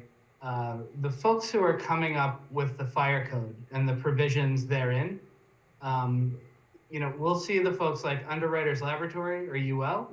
What they're doing is they're testing every component of the system. And not only that, but then they're testing how all of those components work together. And then they're issuing a stamp, a certification called 9540 to say that all of these components work in harmony together. That's required by the fire code. In addition to that, the Underwriters Laboratory is inducing what's called thermal runaway, which is the main fire hazard, or the one we hear about most with lithium-ion batteries. They're inducing that intentionally in a lab to see how it will behave. And then those results of how that will behave are then recorded, and they're handed over to the AHJ, which would be our code official, who's ever in charge, I believe it would be the fire marshal in Poughkeepsie, to review, to be able to make database-informed siting decisions. Those reports can be quite complex. So that's one area where, NYSERDA's assistance, we can have someone help you interpret that report and what it's saying and what conclusions should be drawn from that data. We have folks who run those tests on contract, so they're the ones lighting the things on fire and recording what happens, so they're intimately familiar with those fire hazards. So that's Underwriters Laboratory. We also have the National Fire Protection Association. So that's another national body. Folks are probably familiar with NFPA. NFPA 70 is the National Electric Code. They're very well known. In addition to UL and NFPA, we have the International Code Council. They create the international codes, which are North American standards primarily. So they create the International Fire Code, the International Building Code, Plumbing Code, Existing Building Code, all those great codes. And those are national standards. And those national standards are going to point to UL and NFPA. And then, so then the national standards are going to get filtered through the New York State Code Council, who's going to take those national standards, and then what they're going to do is add in New York's unique characteristics and decide if any additional precautions or regulations need to be included in the fire code. That's what's happening now. The Code Council just released a notice of rule and development in late July for public comment. There is a section on energy storage fire safety. It's section 1207. I would urge folks who are interested in this issue to go to the notice of rule and development site on Department of State's webpage and look through section 1207 of the fire code just to see what's being considered. Then after the Code Council adopts the fire code, we'll stick to the fire code. It's the whole uniform code though. That applies statewide with the exception of New York City without the need for local adoption, and is then enforced or arbitrated by New York State Department of State, who are also skilled professionals who have a deep understanding of this stuff. So right now we've got one UL, 1 layer, NFPA, 2 layers, International Code Council, 3 layers, New York State Code Council, 4 layers, New York State Department of State, 5 layers, before we get to local code enforcement. Local code enforcement is, responsible for the most critical piece of this, which is making sure that those regulations that got passed by all these other bodies are followed. And that can be quite complex if folks are not familiar with the technology. That's why within the code, we have a peer review clause that allows the code officials to require that a peer reviewer who has experience with the technology review the design for code compliance on the code enforcement officer's behalf. And then in addition to that, local code enforcement can exercise home rule authority to make the fire code, the uniform code, more stringent. And that's done through a Department of State process that is separate from land use and zoning. So that's really what I'm trying to illustrate here. We have all of these bodies on the code side, the fire code side. So that's UL, NFPA, International Code Council, New York State Code Council, New York State Department of State, and local code enforcement. Then we have this other vertical, and they are separate, again, which is zoning. And that's where we have moratoria, land use regulations, setbacks, lot coverage, things of that nature. In New York State's legal structure, those two things are silent.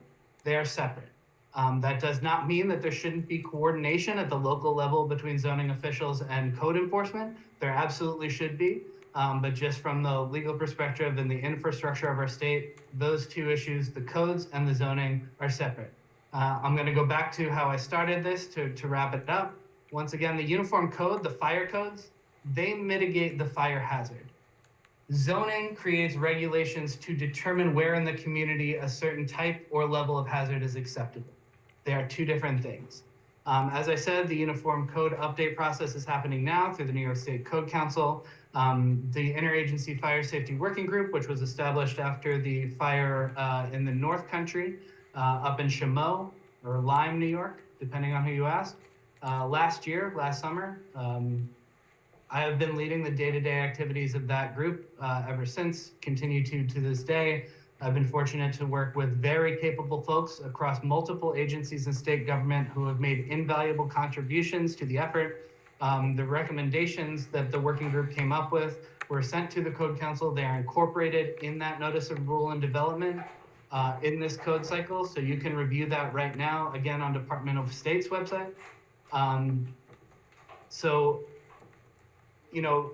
Any level, any electrical appliance, any place there's electricity, you're going to see some level of fire hazard.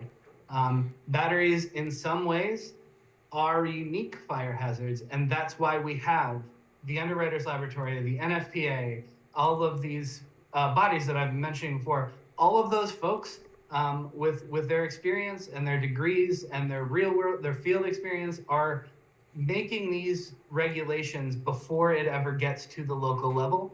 And again, they were going to apply statewide without the need for local adoption, except for New York City.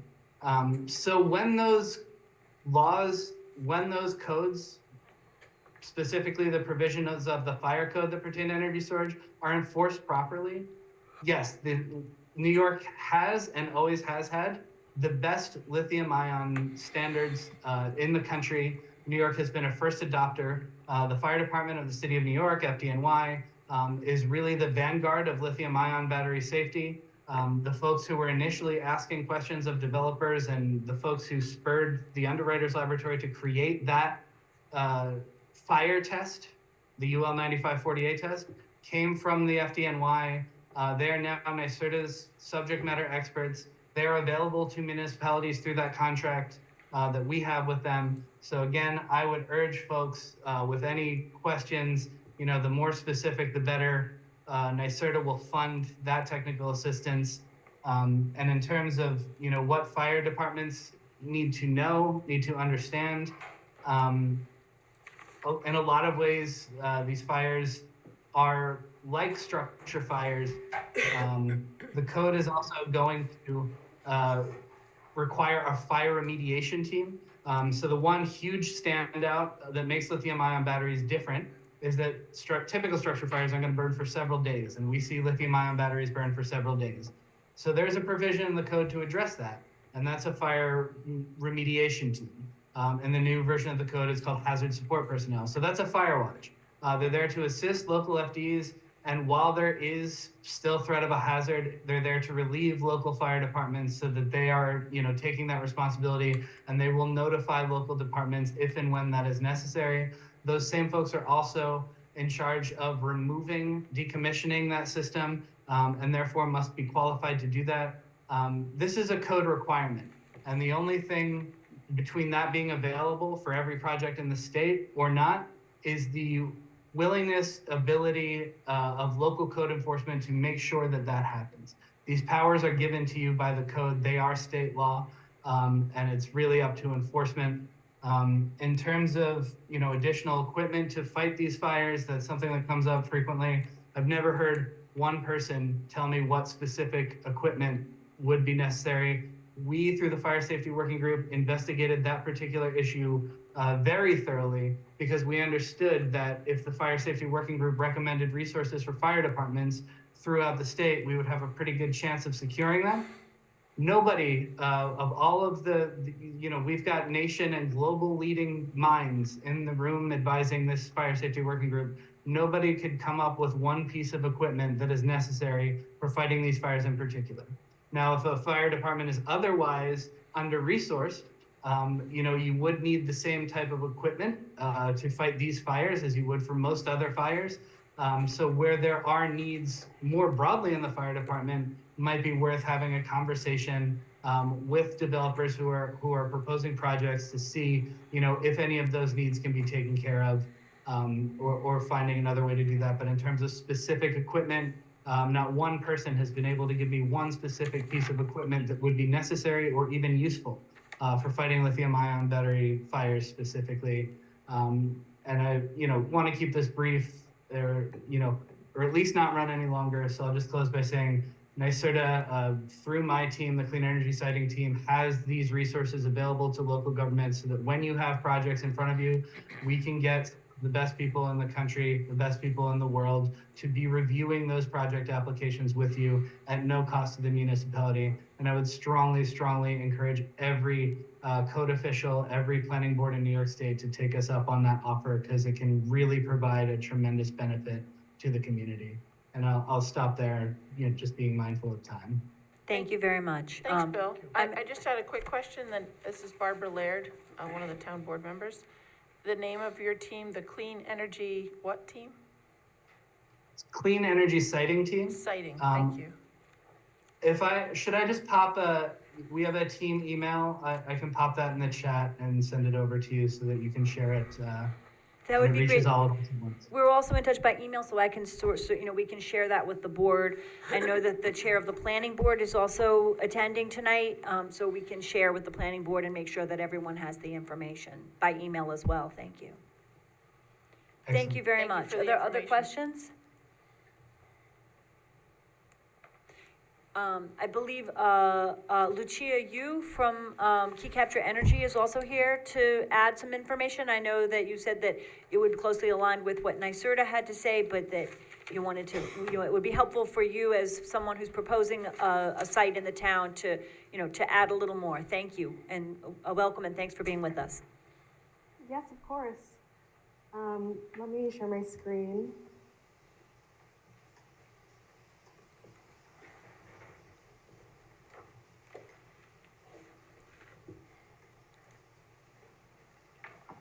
Can you all see this? Yes, we can. Okay, perfect. Good evening, everyone. My name is Lucia Yu. I'm a manager on the development team at Key Capture Energy, and I'm here tonight with Erica Nelson, our Director of Project Operations. So a little background on us. Key Capture Energy is a New York-based utility-scale battery energy storage company headquartered in Albany. We develop, own, and operate all of our projects, and we're considered to be one of the largest owner-operators of energy storage in New York and Texas. Right now, KCE is around a 100-person team. We like to hire out of SUNYs and other colleges so we can keep our team as local as possible. All of our consultants and contractors for our New York projects are based here as well. We currently have over 600 megawatts of projects that are either operational or under construction.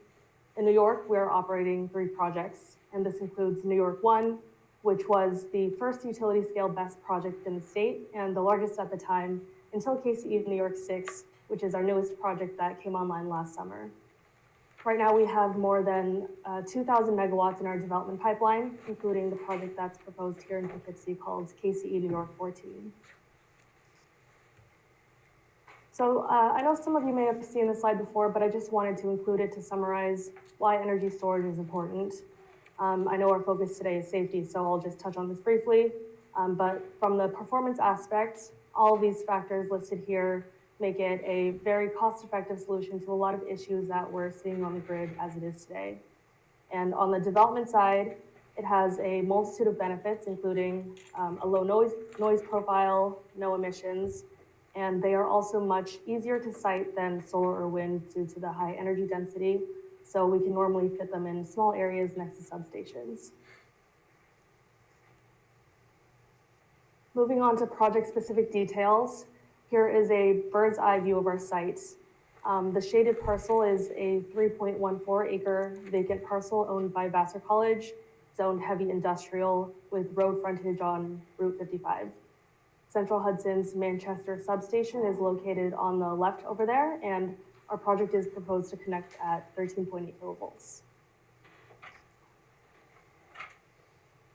KCE New York 14 is proposed as a 20 megawatt, 80 megawatt hour system, and a preliminary site plan is on the right-hand side. The project has an active interconnection queue position with Central Hudson and is currently undergoing the New York Independent System Operators Expedited Deliverability Study. On the permitting and environmental side, we have completed a phase 1 environmental site assessment, a critical issues analysis, as well as a 30% conceptual plan.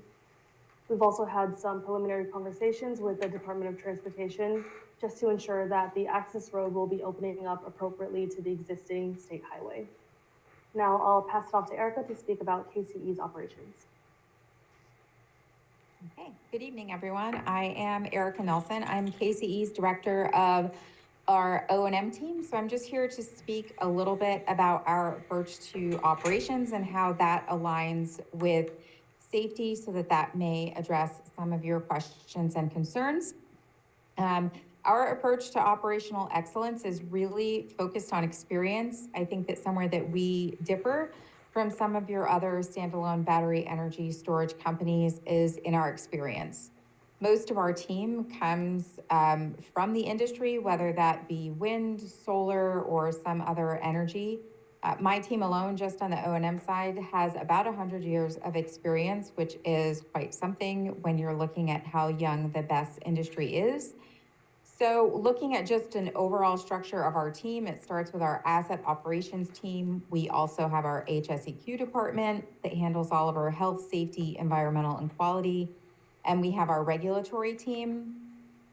Moving into our emergency response planning, I think, again, something here that makes us a little different when we are doing the emergency response planning, we take a very holistic approach to what we're doing.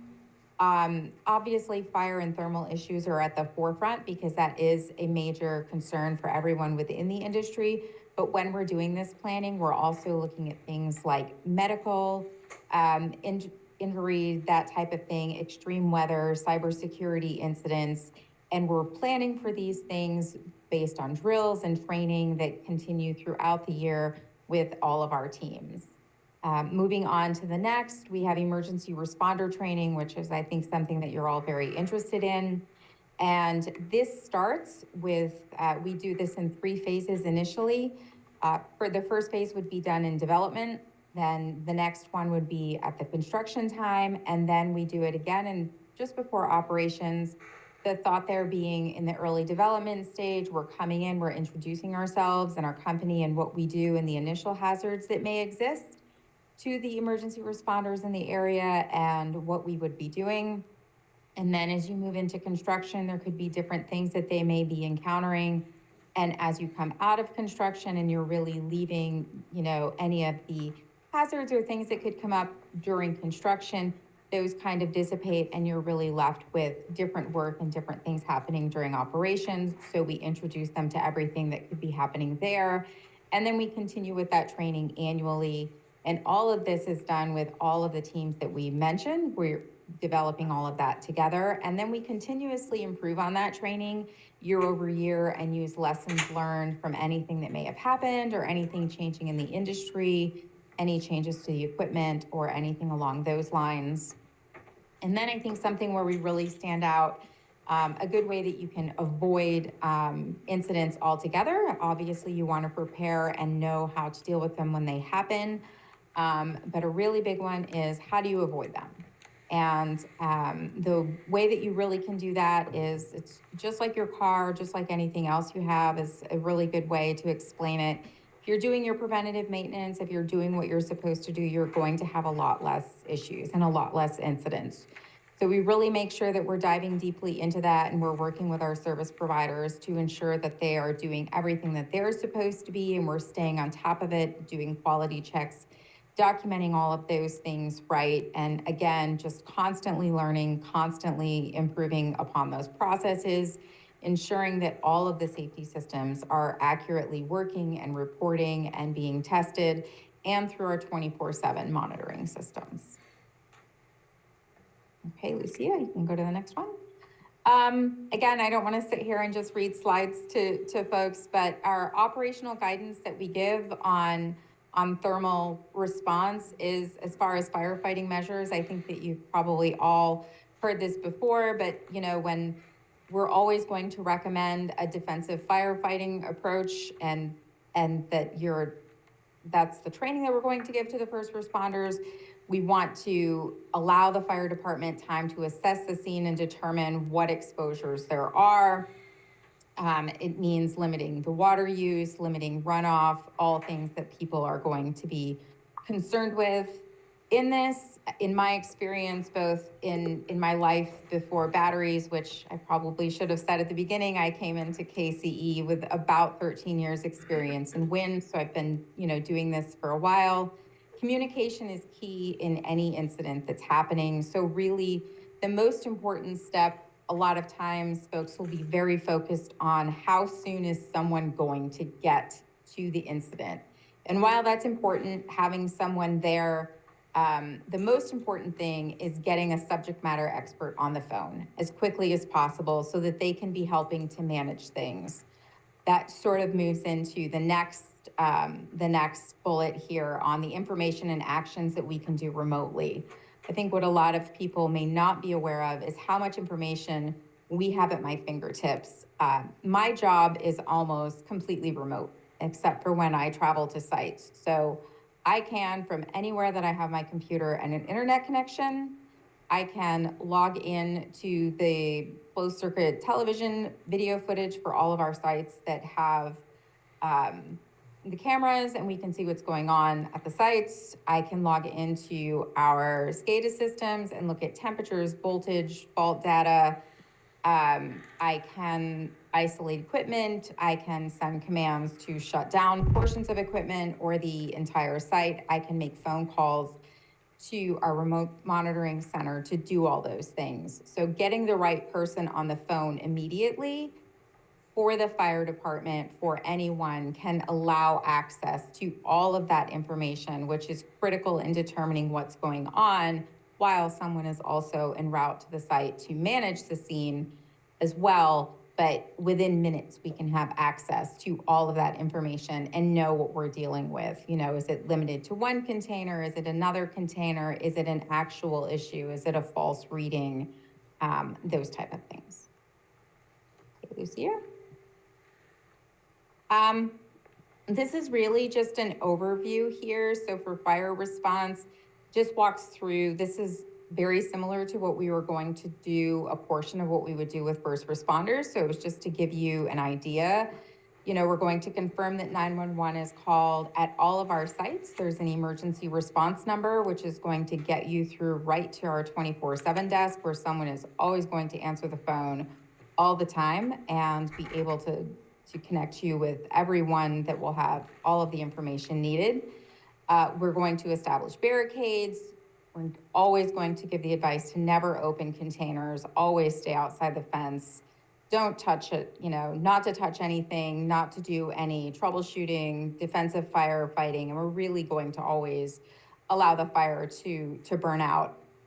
In the case of a medical emergency, it's very much going to be similar. Again, we're going to call 911. We're then going to call the KCE number to start gathering information. And again, we're not going to troubleshoot. We're not going to open battery containers. We're going to get all of that information. And just some other helpful information that we're always going to share with everyone and make sure they know is only firefighters that have had the training and have gone through everything and are aware of it really should be conducting the response efforts. And then they are then establishing communications with the person who's coordinating on behalf of KCE and the supplier who's going to be giving us all of the information and sharing that. And at that point, the subject matter expert on our side is going to help coordinate at what point doors are open or next moves are made so that everyone is protected and very safe and aligning as all of this is going on. And this just gives you an idea of some of what we're doing at site. This little job box right here, I'm not sure if you all can see you can't because Lucia is sharing, but this yellow box is representative of something that goes on the outside of the fence at each site. And that's where an extra set of all of the safety documents are saved. They're all laminated and they're put in there so whoever is coming can get them. Just a sampling of what goes in there, the MSDS sheets for anything that's kept on site, the battery cells themselves, and our emergency response plan or emergency operations plan is actually what we refer to it as at KCE. I think that's it, Lucia. That's it. That's it. Thank you That's very what we much. have. Are there questions Anyone? from board members? I know board members had asked for a presentation, so we had an overview of this. And there's gonna be further conversation with the fire chief from a town that has best systems in it. But I wanna see if there's anybody who has Yes, I have a questions. few Yes. questions. Thank you, Erica and Lucia. This is, Bill Reuter, First Ward. So the concept, and I think you clarified, of defensive firefighting approach is to let the fire burn. Yes. Okay. So now, how does it work? So you're remote, there's a fire. And I'm assuming that you're talking about here, the facilities that have closed containers. You're not, representing that you have the exposed battery. And forgive me, I forget the name, but there's a technology where the batteries are outside the container. So these are batteries located within the container. Yes, that's correct. Okay, I understand. Okay. So now, you get an alarm, you're remote, and you call a local firefighting company here in the town of Poughkeepsie. And they respond, and then you relate this information to them. It actually all happens automatically. So the alarms go into something called a fire alarm control panel. And it is automatically set up to dispatch to 911. So that will automatically, when the alarm warrants that, it will automatically dispatch 911. So they will be en route. They will have had all of this training that we're talking about. And when they arrive, they will arrive there. At this point, we will also know what's going on. We will have likely at this point received a phone call from our control room telling us the same thing. So we will, at the same time that they are arriving, we will be starting to say, okay, who is the closest person, starting to get someone out there, but also getting someone on the phone. So at the same time, I may be hours away, Lucia may be hours away, but generally speaking, there will be someone close by whoever How many hours away they are will depend on how this in particular site is staffed, who the manufacturer is, how all those things are done. So until it gets a little closer, we won't have that ultimate answer. But a lot of things happen in parallel. So we will be mobilizing people to get there and having someone on the phone at the same time. Does that answer your question? Yes, sort of. And then the training, you're referencing training, and that would be training specifically from Key Capture. As far as what a fire department should do when approaching the fire, like you mentioned, one of the critical things, don't open the door, right? Yes. So there's a whole set of training that goes. With provisions of your proposal, the toxic containment, would that, what is the size and scope? So what I can reckon here is that you're proposing a 20 megawatt facility, is that correct? Yes, Correct. 20 megawatts, Town 80 Poughkeepsie? megawatt hours. Okay, all right. So what is the level of water containment or toxic containment that you would propose, including with the 20 megawatt facility? I'm not sure. How many gallons of Go ahead. water, how many gallons of water would you propose as being contained with the 20 megawatt facility? Or do you You have mean that during, answer? for, You mean being for utilized firefighting? for a fire? So in other words, it takes tremendous amount of water to put potentially a fire out. I don't think you're actually supposed to put water on it. You're Yeah, not it's, supposed to Right. put water on the Correct. fire? you're not supposed to put water on it. No. You're supposed to Okay. allow it to burn out and then stop it from spreading to surrounding bushes. So they'll be putting water around the surrounding area if it spreads, but the point Okay. is they're sealed up in these containers and they burn themselves out. Is that, if I understand that correctly? Oh, well, Yes. forgive me for that, because I've seen. Everything we've seen so far has said copious amounts of Fires. water. I'm gonna reference Gateway near San Diego, that's a 250 megawatt, but that's a lot larger. But that's a situation that took 5 days and 40 firefighters to put out. Okay, and then it reignited.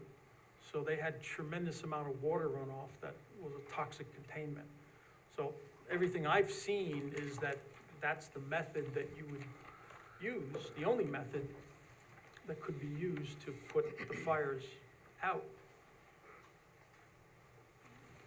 So So I the guess industry is I have a lot to actually- learn.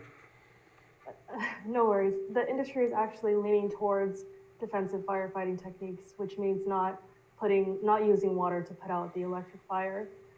It's also very difficult to get water within the containers because they are sealed or watertight. Things can't get in, so things can't get out either. Okay. The way that the containers are designed is sort of nested within each other. So you have battery cells nested in modules, placed in racks, and then that makes up one container. So for our project, we have multiple containers that I showed on the site design earlier, but one entire battery system is composed of multiple containers. And if one container has any type of failure, the system is designed to where that failure will not propagate to other containers and will only stay within that one.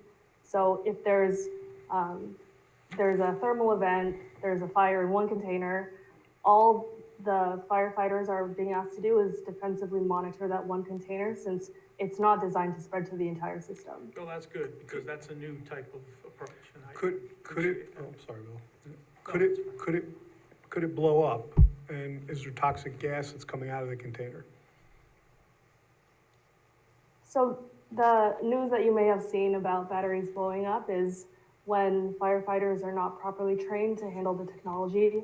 It normally happens when someone opens the door and oxygen goes into the fuel system, and that creates what you would normally assume as a worst case scenario. But we are planning to work with the emergency responders here in Poughkeepsie. We haven't set up any meetings yet since it's very preliminary, but we do want to work with them on an emergency operations plan and make sure that they're educated and they know exactly what to do in these emergency events. So could I follow up on Mike's question, but just asking if it's burning out without, if the advice is to let it burn out, what are the concerns about toxic, output from that burning out process in terms of air pollution And water, I mean, like running into the groundwater. Like what's going into the? Yeah, understood.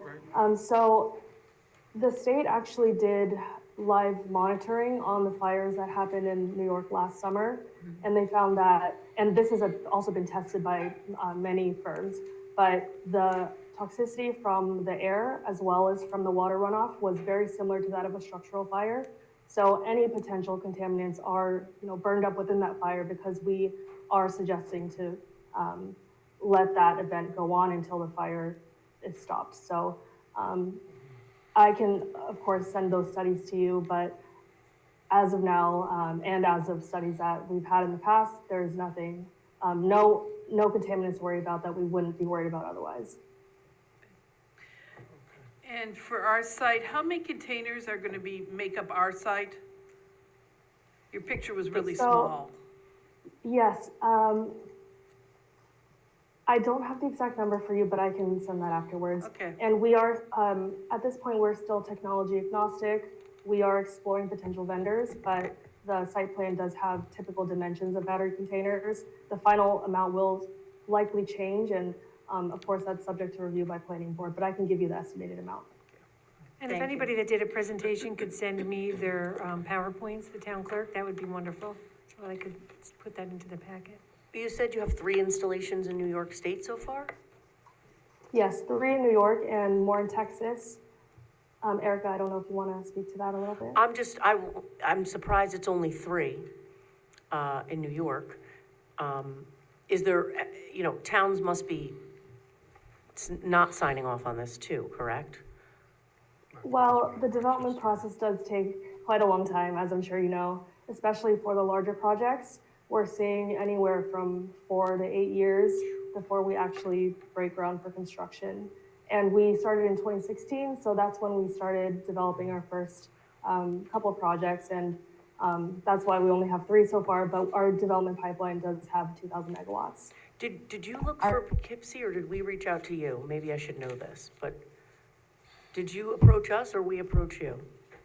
I believe we approached Vassar, got them on board. They do support the project. The representative couldn't make it today, but they allowed us to use their land for the project, and then, the rest is history.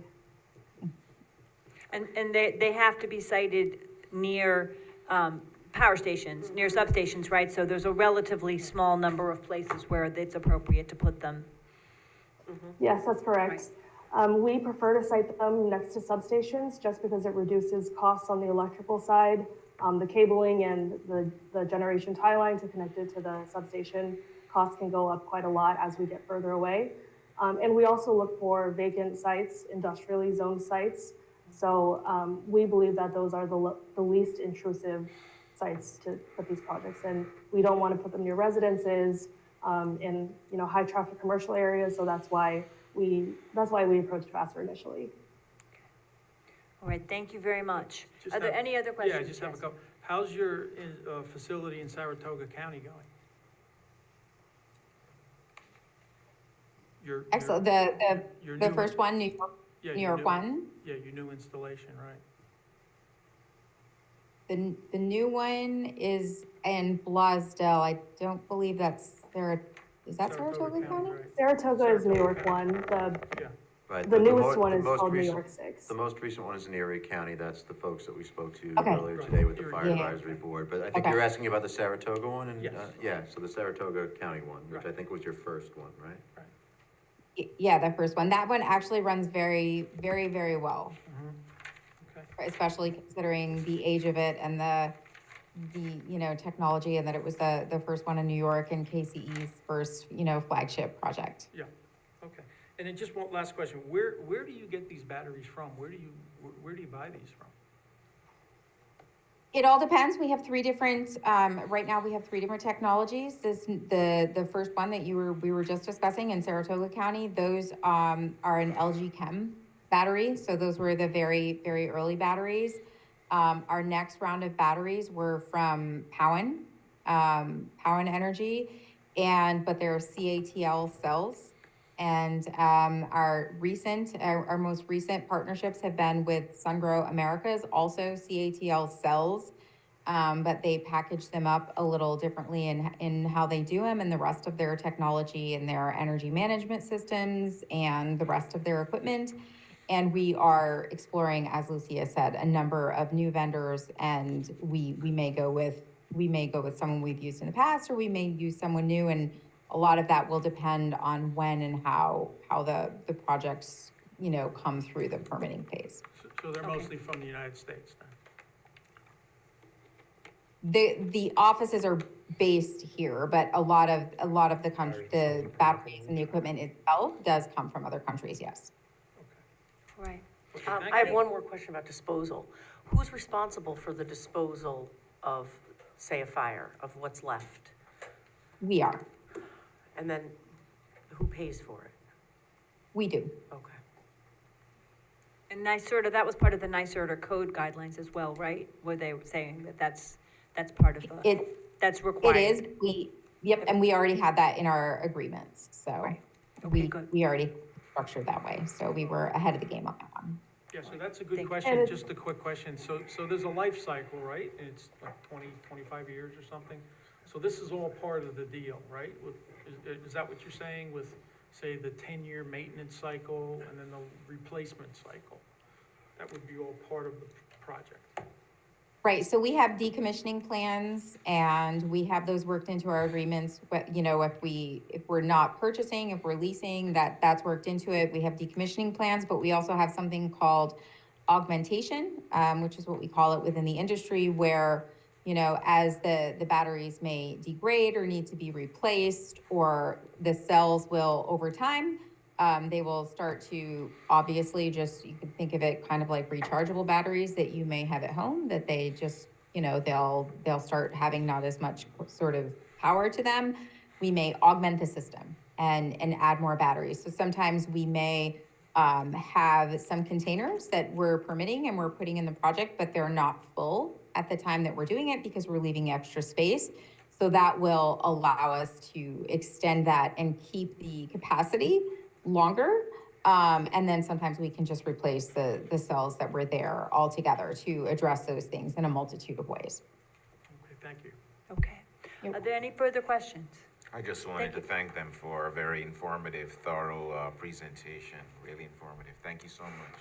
I appreciate this. Now, if you have anything else comes up, please don't hesitate to reach out to either one of us. Well, and one of the things that's helpful to me to hear from NYSERDA as well is the resources that are available project by project with the specific, when there's a specific project proposed, NYSERDA can help us review and confirm that. I believe we may also have someone from Central Hudson to provide a perspective. Is that the case? Yes. Great. Oh, great. So I've gotten so used to looking at the screen, I wasn't looking. Are you on the Zoom Person. call? No, you need to be in the Zoom call and share the screen. I'll get you the agenda so you can, if you want to do that in the interim. And while they're setting up, I want to echo Ryan's thanks to the folks from KCE and Mr. Oberker from NYSERDA. I'll take a 5-minute break. Okay. While people are setting up, I think a few people might need a little bit of a break. There'll be a couple-minute break here until we're ready. You probably needed coffee tonight. Didn't quite realize how long it was going to go.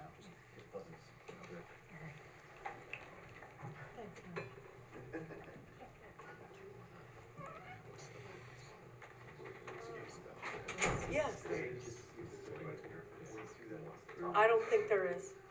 If there's anyone who would like to talk about the the short-term rental with Mr. and Ms. Zach. I think when they left, probably would have been a good time to head out. Yeah, no, I appreciate you staying, but I think I just sort of inviting anyone, but I don't think there's anyone. It doesn't look like there's anyone here. I know, but yeah. I understand. I think you weren't quite understanding the implications of that, Yeah, of what that meant at the time. Yeah, it's gonna be a late meeting. We're going late tonight, but I appreciate it very much. Thank you so much. I started to jump in when you said that and said, are you sure you want to stay to the end of the meeting? It's going to be a long night, but yeah, I appreciate it very much. Bye. Thank you. Take care.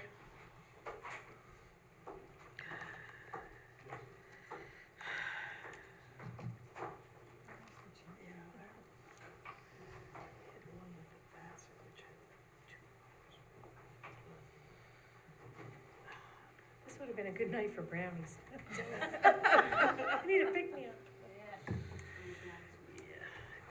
Candy bar? Oh, I will open it for you, I promise. You let me back in? I sure would. I sure, and you too, Felicia, I'll let you Is there in. any candy in your office? Yes.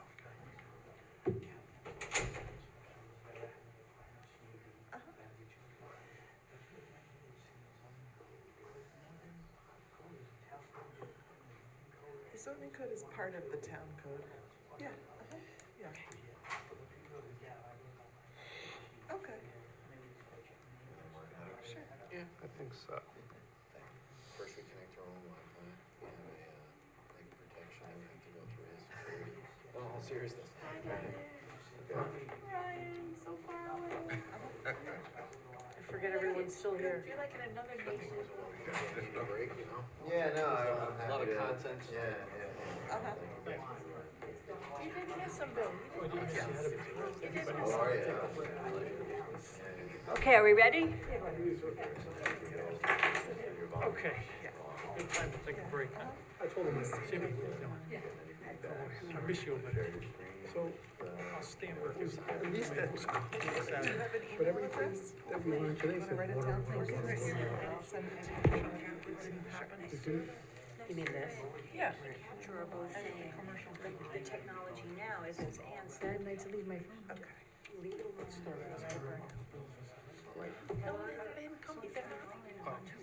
There, yeah. My husband. I hear about it every day. It's easy. No, I hear from you. I can read it if you want to talk. Spread. Sure, no The problem. batteries themselves can be. Oh, yeah. So it's primarily an air issue. Before you guys start, Okay. thank you so much for your patience and not leaving us and not walking out. Thanks for being here. Very long meeting so No far. problem. I'm a town of Poughkeepsie resident Oh. on Sutton Park Road. Jason Melizzi with Central Hudson. I'm the Director of New Business, which basically project management. We also are liaison with the towns during storms and such. We lost a few people since we took a break. Thank you. My name's Adam Podporis, Section Engineer for Distribution Planning and Interconnections. We perform the technical review for distributed generation onto our electrical system. So I just provided a few slides tonight to give some context as to our experience and exposure to energy storage. So I'll use this as a chance to inform the board that in New York State, there are 3 means of applying for interconnection onto our electrical system. And by interconnection, I mean a source of power, a generator operating in parallel with our electrical infrastructure. So we have the New York State Standardized Interconnection Requirements, the SIR, which covers all projects 5 megawatts and below. So that's how your residential applications are coming into Central Hudson for rooftop solar, solar plus storage, or some of the large solar fields you may see in the community. We have the utility process, which is for projects 5 to 20 megawatts. Those do not fit within the SIR or the third process, the New York State Independent System Operator process. So the utility process is geared towards these 5 to 20 megawatt sites that still wish to interconnect onto a distribution system for Central Hudson that's 15 kV and below. That's the system that you see on the wooden poles, along Route 55 near the Manchester substation. And that's the process that the Key Capture Energy project is following. And the third process, just for reference, is the NISO process. That's going to be much larger sites interconnecting onto transmission infrastructure. Think hundreds of megawatts of power. So within town of Poughkeepsie, I pulled some information related to energy storage. So through the New York State SIR process, there are a handful of solar plus storage projects interconnected, all at the residential level right now. So think somebody that might want to put solar panels on their roof, battery in the basement or garage, and use it as a backup system if there's a power outage. Through the utility process, there are no projects interconnected in Poughkeepsie or in our service territory. The one project in queue is the one that we're speaking about tonight. And then there are 3 more recent projects that applied through the NISO process within town of Poughkeepsie, and I'm not even sure if they've made it to the planning board, but just, there is interest for other large energy storage in this area. That's cool. I don't think we knew that. Yeah.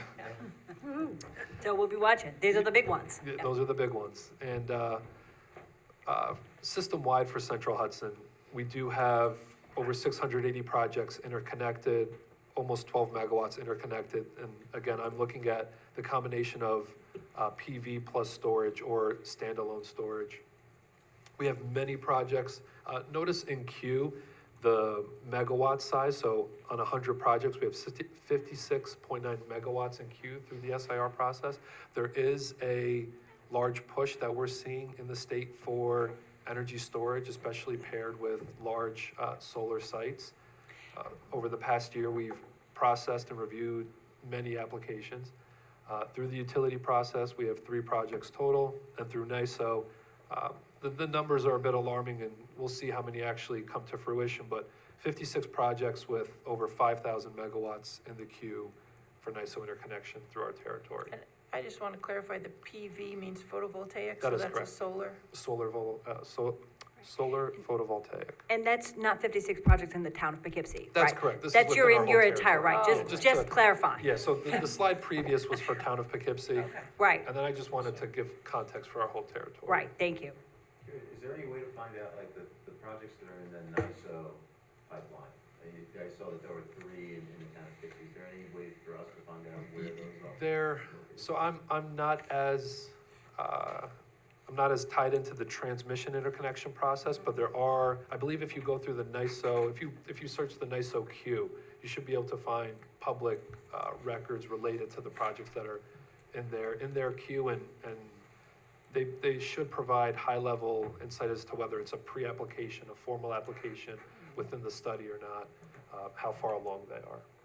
Great, thanks. And then I did want to list 2 projects that have interconnected within our service territory. So these were both through the SIR process. They were both solar photovoltaic plus energy storage. One of them is in town of Hyde Park out of our Inwood Ave substation. The other is in our Kingston district out of the Boulevard substation. What I do want to mention is that it's our responsibility to do a technical review of the impact of this system to Central Hudson infrastructure, but our jurisdiction stops at the point of interconnection. So when we're performing our analysis, we're making sure that the technology won't damage our equipment and therefore, the impacts that would come with that. But we're not responsible for what's, on the other side of the fence or on the other side of that point of interconnection. I believe that's it for my slides. Thank you. That's extremely helpful in putting this particular 20-watt project in a broader, 20-megawatt project in this broader context of what's happening in the system. And I realize I probably should have said at the beginning, but it may be implied from the presentations that the goal here is to have these energy storage systems throughout the network, and that replaces peaker plants, and it moves us toward ways, it enables us to move toward green energy. I think that's probably implied, but maybe we never said it at the beginning of the presentation. It's better for our air and overall, and reduces fossil fuel use, and that gives us the broader picture here. Okay, any questions? I have a quick question on, kind of evening out the energy demand. So these BESS systems would be able to pull energy when we have a high demand. Say at night, everybody gets home from work, and we're not capable of creating as much energy, or maybe we want to save that. How does Central Hudson know when to pull the energy from the BESS systems? Does that make sense? It does, and that's a great question. So because in Central Hudson, New York Utilities cannot own and operate these BESS systems, we are simply the interconnecting utility. So we provide them the avenue to participate in the markets. That being said, we don't have any operational authority over these. So when we study them, we study worst case, as if they were to charge when load is the highest or discharge when load is the lowest. So We study worst case because we are not at the controls when they want to charge or discharge. But we do, that's part of our technical review to make sure that if they were to operate at any time of day or night, we're looking to make sure it's not going to damage our equipment. But when it comes to, exactly when they will charge or discharge, that's up to Key Capture. Oh, that's up to them. Correct. Okay, and you're just there to verify at the beginning Correct. that So- if they did it in a different way, it wouldn't give us a blackout. Correct. So we are reviewing that worst case scenario before they connect. So the common sense operation for this would be that they will charge when energy is low and cheap overnight, and then discharge when there's a peak demand on our system. But in order for us to ensure that they won't be detrimental to our system, we're going to be studying them almost opposite during that worst case, because we don't have the operational authority to tell them, when and how to operate. And that's because the, what's it, I forget the organizing body said. Oh, NISO? When we what is it called? Deregulated. When we Oh, deregulated, power plants, yeah. we took that ability away to not create a monopoly or. Correct. So we are no longer completely vertically integrated. We don't own the generation, the transmission, and the distribution. We're just transmission and distribution. Yes. They're the generator. Okay. Using our system to participate in the market. So in essence, they're the equivalent of a power plant for you. Correct. Right? Yep. Okay. Any other questions? Yeah, so, sir, thank you for coming up. So you have, do you give us an example of what would be a bad news scenario, that's something that really can happen or has happened with this type of connection? Have you had this set up before? And what kind of?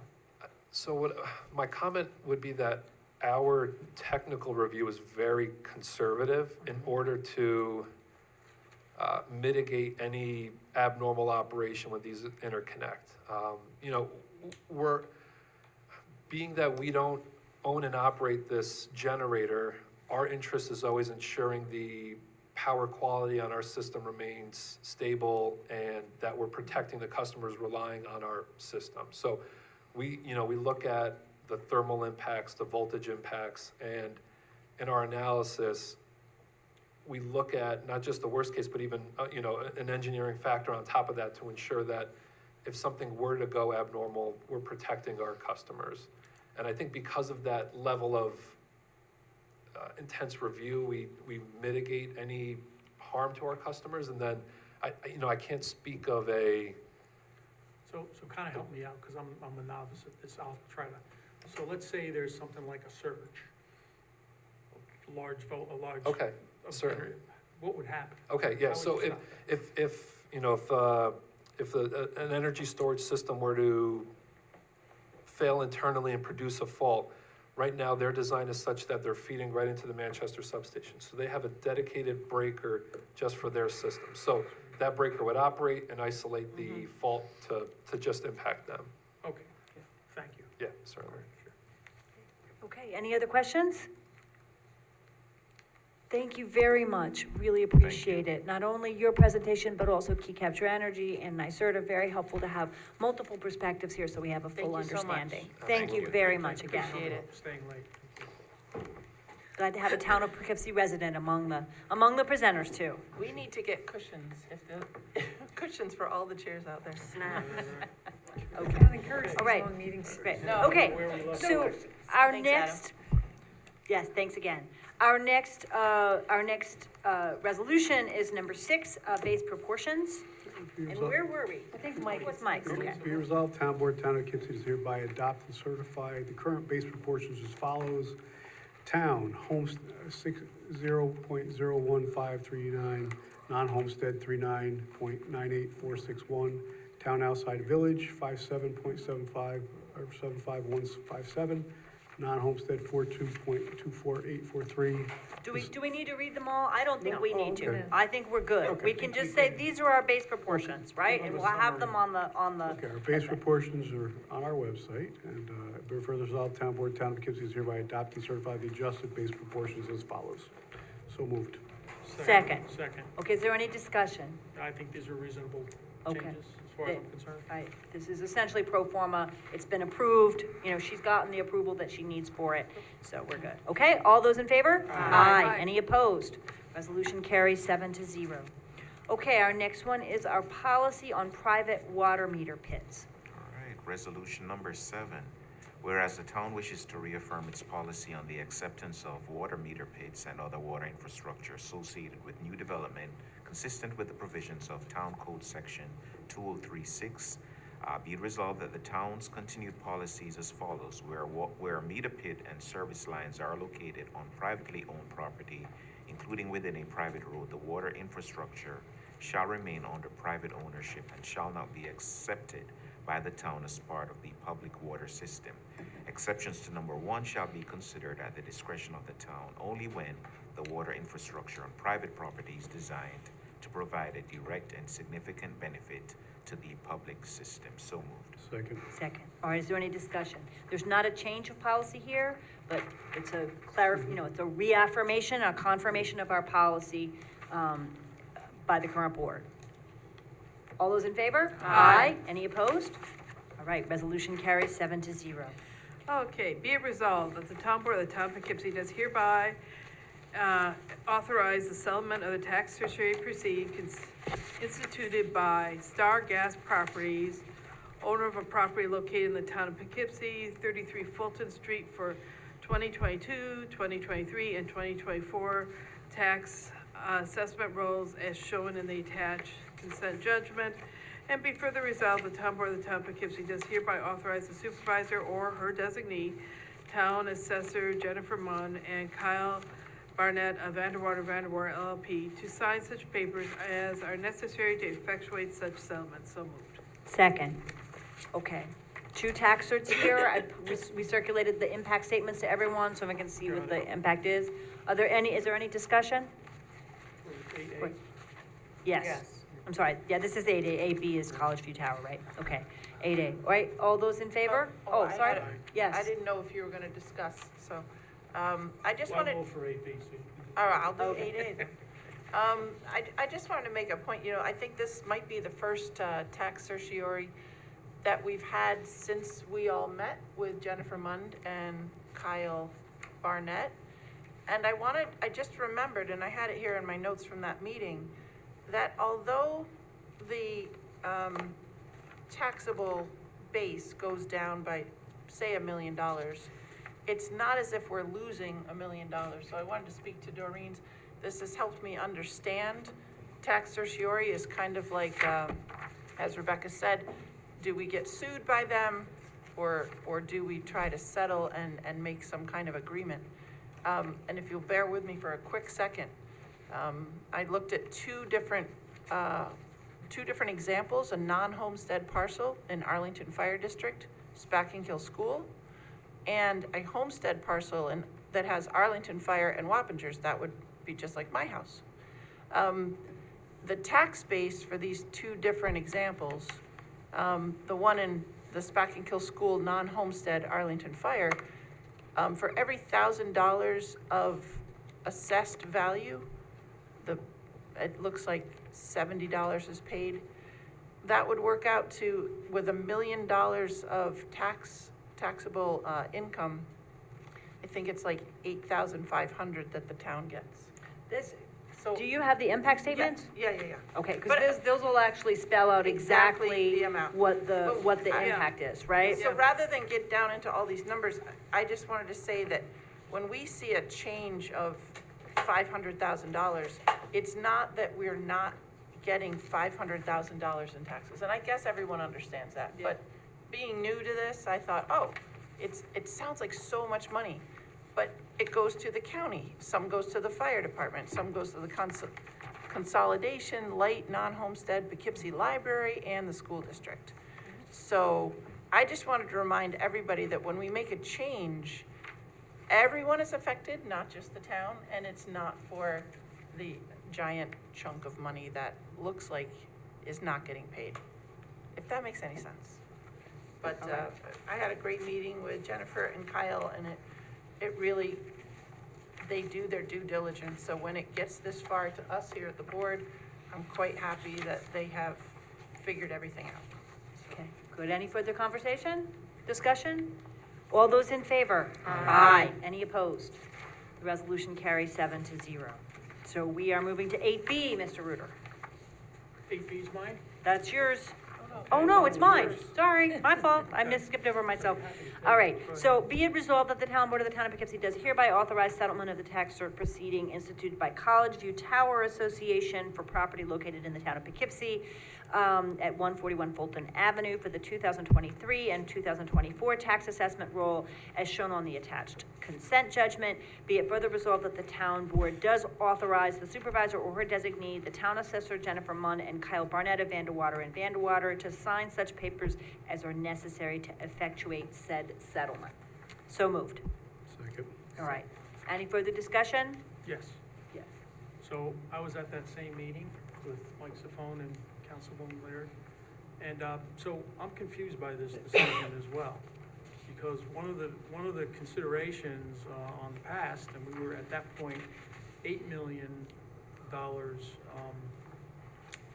reduced in our assessed value. Now we're at 14 with this decision.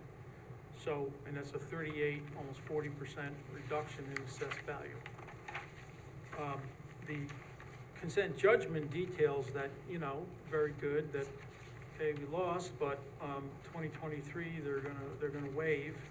2024, our impact is $46,000 loss, which we have to 60 days to repay for 2023, and the assessment stays in place, reduction of $5 million for 3 years, till 2027. So part of the assessment that I'm understanding is that for commercial is that there's an income, related. So we had this in-length discussion about a hotel because of COVID being reduced in value because they did not book hotel rooms because people didn't go out. This is an apartment building, so people have to stay home. So the rents didn't go down and people didn't leave their home. So I understand the process, I understand, and we learned a lot, and I appreciate the meeting very much. There's a unique situation in Dutchess County where Judge Brands doesn't issue decisions and judgments. He issues consent judgments, and that's great. But I don't understand. Right now, without some more information, I couldn't vote for this because it is $46,000 in real impact to the town. I'm not understanding the decision and the methodology behind it compared to what I've learned at the meeting from our assessors. So I'm going to need some help from council, Emily. I did talk with the assessor today about this case because it's a large one and try to understand the nature of the case. It is somewhat different. This is not, this case was not based on College View Towers being partially empty or but it was a different kind of legal case. But I question what I should or should not speak about in the meeting and what I should share with the board in executive session as to the nature of the case. Obviously, anybody can also contact Jennifer Munn and she can also provide some detail. But it's an unusual kind of case. She will reassess the property when she reassesses the whole town, when she does the whole reassessment.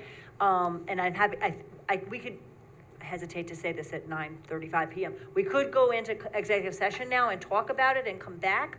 We could just talk about it, I don't know how we want to handle it. So but I do understand the methodology of the fact that it's a negotiation, if you will, in the court. Right. So there is no order and decision and all the background. That's what we don't see. I think the best thing to say is that this is the assessor and the attorney's least worst case potential scenario for the town, right? In these situations, right? It's not that the town chooses to have someone challenge their tax bill. It's that when that happens, the town has to make a set of decisions. And, you met with Jennifer and Kyle to review that about what's the least worst outcome. It's never gonna be a great outcome. In this case, this is there, so I'd like to know whether there are other board members who would like to talk about it further in executive session, or whether we should go ahead and vote. Yeah, It this is essentially litigation, so, I mean, if there's more information you wanna share, it's probably better done in executive session, just to not, broadcast that, Right, because we have other cases as well. right, exactly. I think that would protect the town. Right. Yeah.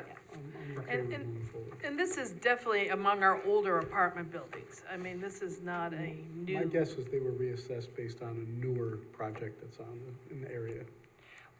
And the assessment was just too high. I I mean, think you that, understand Right. can I understand the commercial methodology?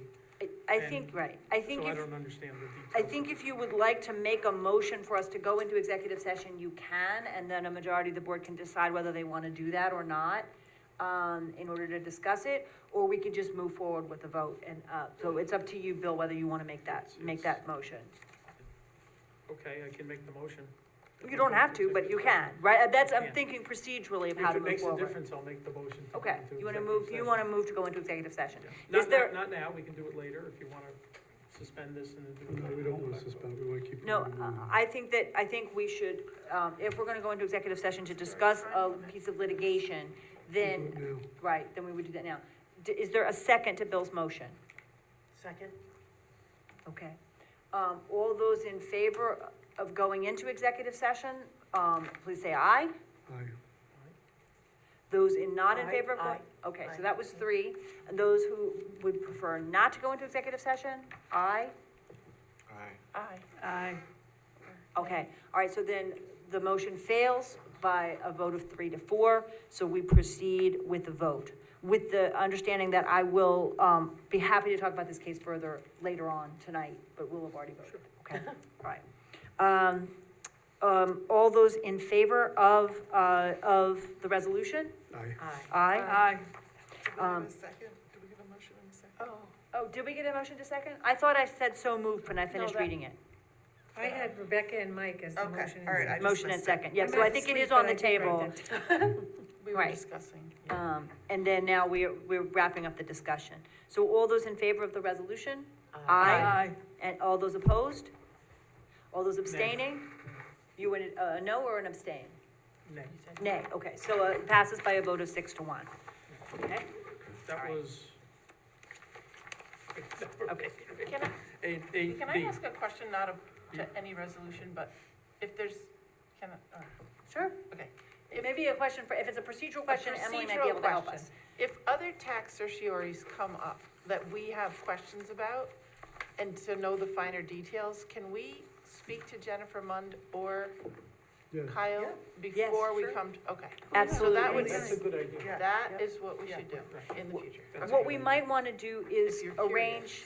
arrange a method to do that, so she doesn't Right. get 7 different calls. I called her today, right, and then it occurred to me, what would happen if every single person calls her individually? So, Block out yeah, your she would get 7 calls, we can do it that way, or we could try to figure out a better way to organize it. But that's what the impact statement is supposed to be, that's at least the starting point, is that she provides the impact Right. statement so that we understand that. But then the next step, perhaps we Well, can I don't wanna discuss be what's a an better board, approach. but it is a big Yep, reduction. And Yep, I- and it- absolutely. And the methodology seemed to be a little different than Right. the last one. Sometimes is. it's just knowing, and then you go, oh. Right. yep, Thank you. Number 9. okay. Okay, resolution number 9, I Be it think, resolved, the Town Board of Town of Poughkeepsie does hereby accept with appreciation a donation of $2,000 from Rupberg Breslow Personal Injury Law Firm, and be it further resolved that said donation, which is to be made to our police department, in appreciation of its responsiveness, will be used towards the purchase of equipment for the Town of Poughkeepsie Police Department Unmanned Aerial System Program. So moved. Second. all right, any discussion? Appreciate the I think donation. any donation Awesome. to the Town of Poughkeepsie Police Department is wonderful. Okay, it's fantastic. All those in favor? Aye. Any opposed? The resolution carries 7 to 0. Resolution number 10, be it resolved, the Town Board of the Town of Poughkeepsie does hereby accept, with regret, the resignation of Benedetto Pagnelli, who served as a member of the Planning Board. So moved. Second. All right. He served for a long time, We did, we Yep. really did. and You so, did well. I'd like to make an amendment to this, though. It would be easier. okay, Okay, so some of you know, and I sent everybody an email yesterday.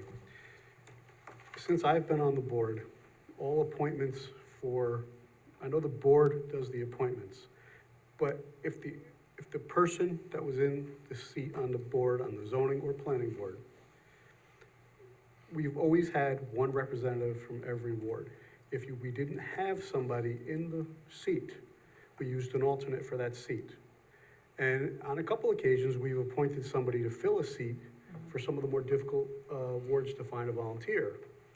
And we've used someone that lives in another ward to fill the seat just because they've done a great job and we wanted to reward them with, doing a great job. I have somebody, I did not know, I knew Benny was going to resign at some point. He told me he submitted a letter, but he submitted it to Mr. Welty. I didn't know about that. So I have somebody that's from my ward, that's lived in the town for 40 years and 27 on Pine Echo, okay? He watches the meetings, and I sent you all his bio. I don't want to put somebody else from another ward in the fourth ward these boards, when we appoint people as councilmen, I want to use the word appoint, I know you don't like when I use that word.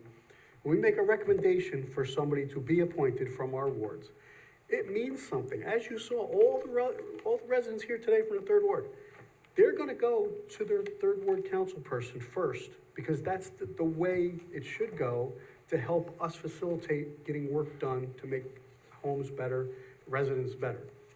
Zoning board, planning board, we've all had, you guys are new, you haven't had appointments yet. And you've been here, you've put people on. Unfortunately, you guys haven't been here that long, and these appointments are like 7-year appointments, so you wouldn't have been here that long to know. But we've got a lot of projects going on in the fourth ward right now, and I'd like to keep that seat for somebody that lives in my ward, that knows the fabric of my community, that walks around, knows everybody, and, is very helpful. Art Grace is my zoning person on the zoning board. He is instrumental in sending me a picture first, so I know ahead of time how to help my neighbors. People know Bob. I mean, he's done a great job knowing people. I sent you his bio. Okay. I would like to wait. amend this to So we need to reappoint. understand what the amendment is that you're speaking I to. want Because to- we're accepting a resignation, We're and then accepting the resignation, next right. resolution But- is about appointments. Right, but I just want you to know, I will accept this resignation because he's done a great job. But I want to keep the appointment to the So board. there's no, wait, Well, that's the we're next, not that's the in- next step, right. So we're a I'm just- step ahead, we don't want to amend anything. Well, I'd like to amend to replace him, but if I can't send with regret and to appoint Bob Simpson to take his remaining time on the board. Well, that's an amendment that you can make. Is there a second to that amendment? I feel is there a second? For I'll this- second that if I get the name right. Okay. So it's. No, we need to second this one. Right.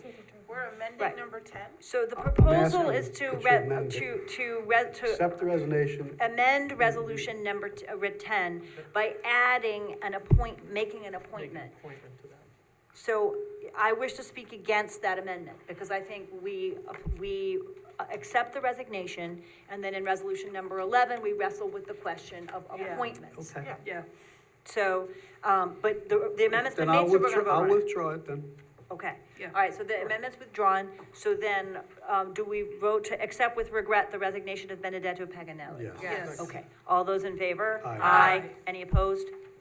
Okay, the resolution carries 7-0. Thank you, Benny, if you're watching. Okay, yes, thank you for your years. service Thank you for very your much. service. I brought this in case it's helpful to distribute. So, now, resolution number 11, which I believe, is, Whose turn is it?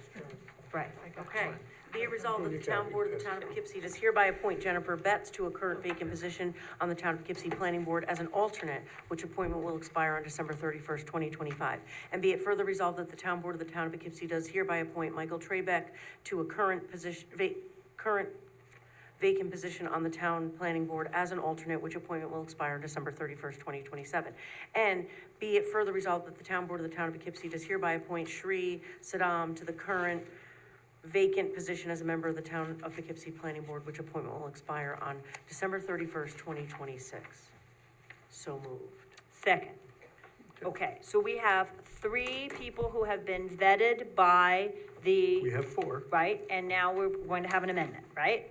Yes, we have 4, because Bob All right, Simpson so you was make vetted as well. so you want to make the amendment here? I want to right? make the amendment to add Bob Simpson to this list, but I'd like him to be put on in the 4th ward spot, to take Benny's spot on that board, not an alternate, but the full vacant, full spot. So, Because this doesn't say which the alternate spots are. so there is only one, Yes. there's one vacant spot on the planning board and 2 vacant alternate spots, right? Right. Yes. So, So so, who are you looking at for the vacant? The first two spots? are the, Alternates. alternates, Jennifer Right. Betts and Michael Trebek, and then Shri Saddam, is the would get the full seat, Okay. if you will, from the 3rd ward. all right. Okay, so here's the problem I have. If my guy, Benny, is from the 4th ward, who is currently sitting in the 3rd ward spot? Because you don't, you don't. There is no so they- ward. So who's sitting, nobody's sitting in that spot, so we don't have 2 open spots. We only have one open spot But because the planning board, although I know you have said that there has been a commitment to having someone from each ward. In fact, the planning board has had 2 people from Ward 2, 2 people from Ward 5, and therefore there has not been That's anyone for many years from Ward 3 serving on the planning board. That's because and they then- couldn't find a volunteer. I have always been able to find a volunteer for the 4th ward in every committee.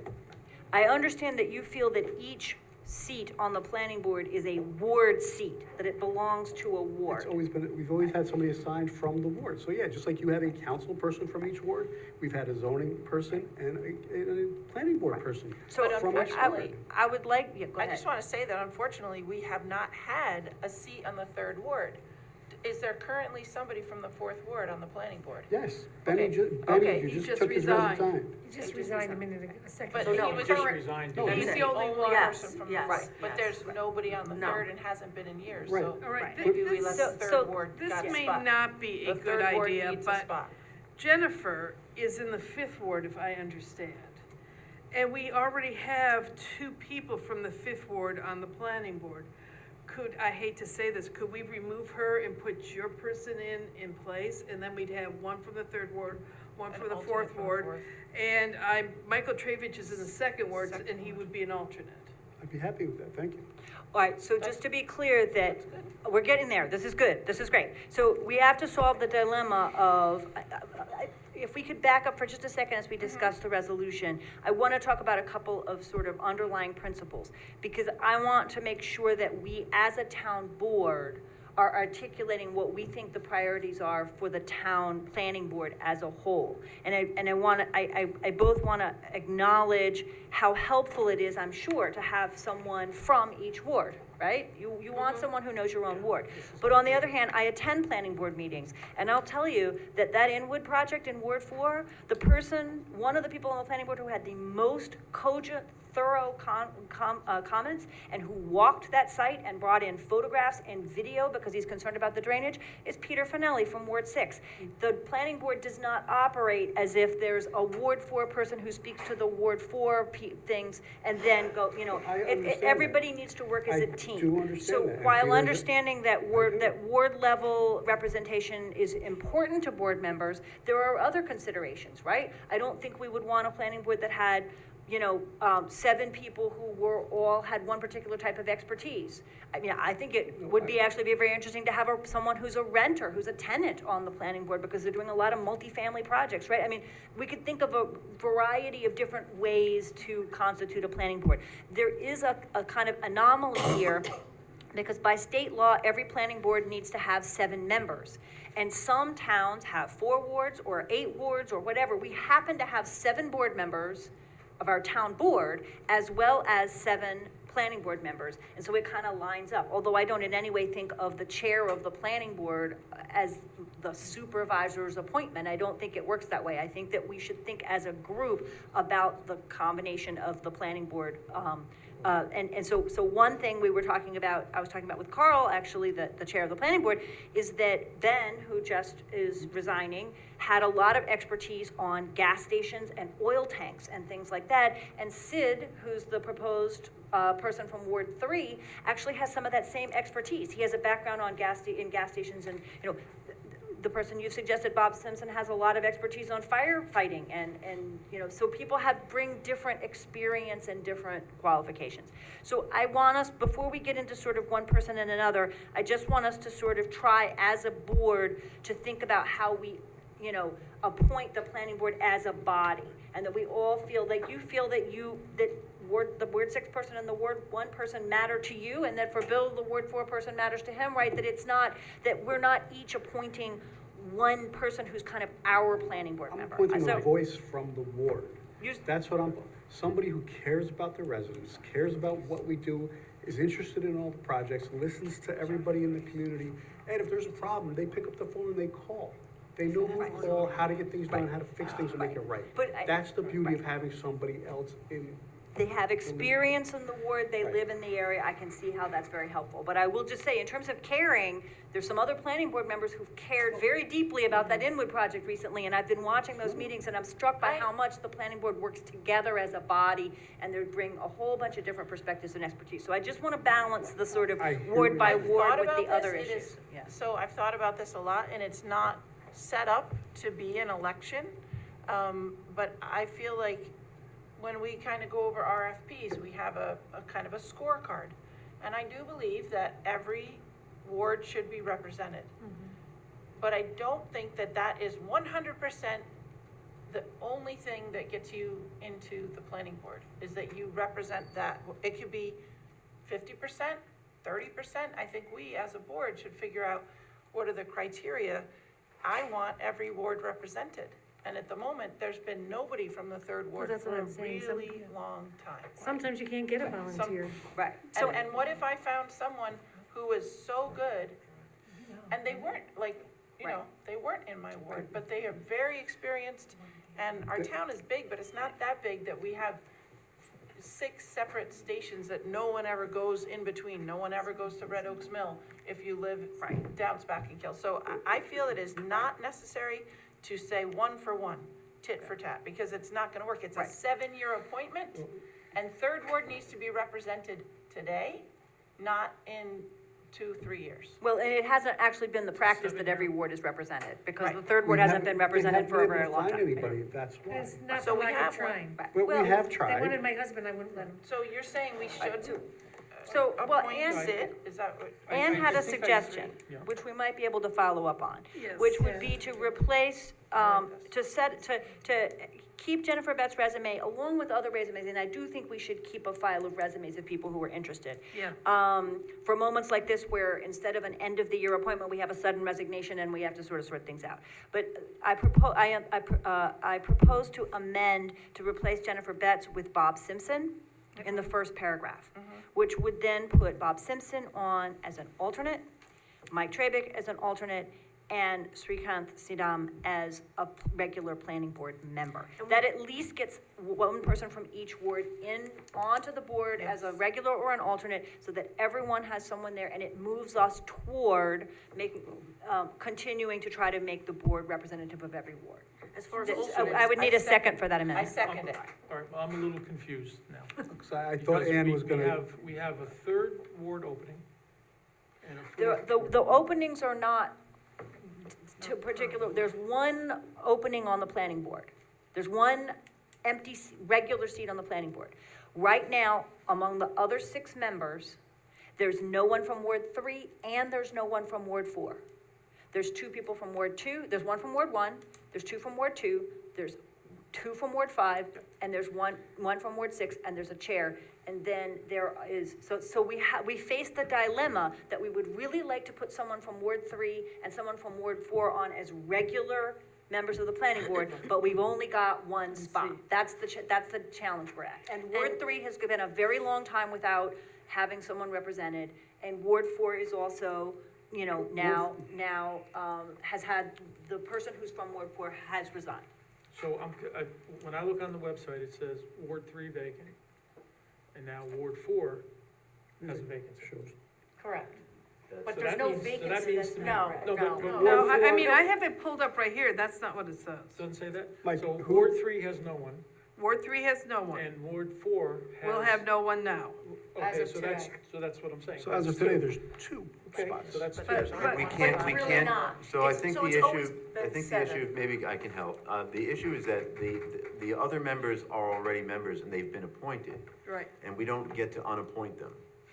So it's true that there's more representation currently from the second ward and Yes, from the it's fifth two ward from the than would second. typically be, and that's because in the past, we had difficulty finding volunteers from other places, and so we found the best available person to fill a spot. We can't ask those, we can't tell those people No, to they go. put time in They're- already, I get Right, it. they're appointed till their term Right. expires. So right now, there is only one full, as has been said, one full membership position available. And there are 2 wards, Ward 3 and Ward 4, that are currently don't have a representative on the planning board. Because There's two no way to wards have two satisfy both. There's only one position. This is logic, this is like the LSAT. But we could put the fourth ward one as an alternate, and then as another opening comes available, they could be moved into it, and then we appoint another And alternate. presumably, because we would have nobody, from Okay. Ward 4 that is a full-time member, that person would be the. I don't Come the fourth ward. Unless Although, for of some course, reason it's right, not working. if the next resignation is someone from Ward 1 or whatever, we're gonna have to wrestle with this again, right? But we can try to move toward, we can try to move toward having a board member from each ward. We can set that as a goal and a principle, and we can get as close as we can. But then my question is, as far as alternates, who came first, Jennifer or Michael? They're either from the third or the fourth. Yeah, Mike, well, can I add a little bit about Like, my how do we decide process? Well, So what I was saying, and I sent Rebecca, Hold on, everybody. hold on, please. I sent Supervisor an email, and I hope it was helpful, because I said, what did I say? I forgot what I said. Well, one of the things you said is that you wanted to vote on each separately, which we Right, can so- still do well, if we can that's do this separately, preferred. but I think it's important that there's a limit, so in other words, we have to give the council an opportunity ward-specific, and that's the great thing about the town of Poughkeepsie. It's ward-specific, okay? So the person in the first ward or the second ward can make an appointment, but there's a limit. If they can't find someone, you can't just. The individual board members don't make the appointment. We, as the board as a whole, make the appointment. she doesn't like that word. People Bill from, doesn't like no, the it's word not the appointment. process. It's legally not the case. Okay. We, as the We make a board, make the appointments. recommendation, Bill. But board members may make recommendations, right? My mother always taught me, don't interrupt when people were talking, so I was just trying to give you an opportunity, if you give me an opportunity to just say what I was gonna say, is that there's a limit, because there's something to be said about having, first ward, or any member of the body have the first shot, like Mike's saying, at getting somebody to be considered. Not to say it's my appointment. Exactly. As I articulated in my email, that's to be considered. So Mike could put somebody up and we can look at the resume and say, hey, this is terrible, okay? But you can't go around that. I don't think we should go around that and say, well, so what? It's the type of thing where the board votes on it and we're gonna bring up whoever we want. So, and I think that sort of happened here. I think that's the comment, like, Okay. Mr. Trebeck came up, and, and the other ones came up, and I don't know who was considered, or who the board considered, or what board members represented that, but interviews were taking place and all that, and then all of a sudden, there was an email that you sent out, said, this is approved. Okay, so that's. and- Bill, and- I'm sorry, and the- but none of and the- that seems and the other- accurate to me. No. Okay, and the other criteria is an independent person, okay? So, not somebody who is a partisan person or a, political appointment. That should not be a first priority. It should be a priority, someone who is independent-minded, who has the best interests of the town. And all of these bring different kinds of expertise. Yes. Michael is well, So, no, I just want to bring that Michael up. is a lawyer and brings different types of expertise than would Jennifer Betts, who, for example, works for Ginsburg Construction and would have to recuse herself frequently because of both her work and her husband's work, which brings things before the planning board. And so that is a consideration to me. And it's a that- consideration that- to me on the flip side as well, that Michael Trebeck trumped Jennifer Betts. I'm concerned about that too. On the Because he basis might have that, to recuse himself for things as well. So Jennifer working for Ginsburg is like, a hypothesis, and perhaps she might have to recuse herself. Well, they have a once or major twice. project going on. they bring I major know, projects I know. before I'm the. not speaking Well, to I you, mean, but it's a thank you. huge project. That could be good, yeah, and that, so just honestly, I would not make an appointment like that, because Mr. Trebeck may be a wonderful person, I don't know him, but and I'm looking at our past discussion when we talked about the Budget Advisory Committee.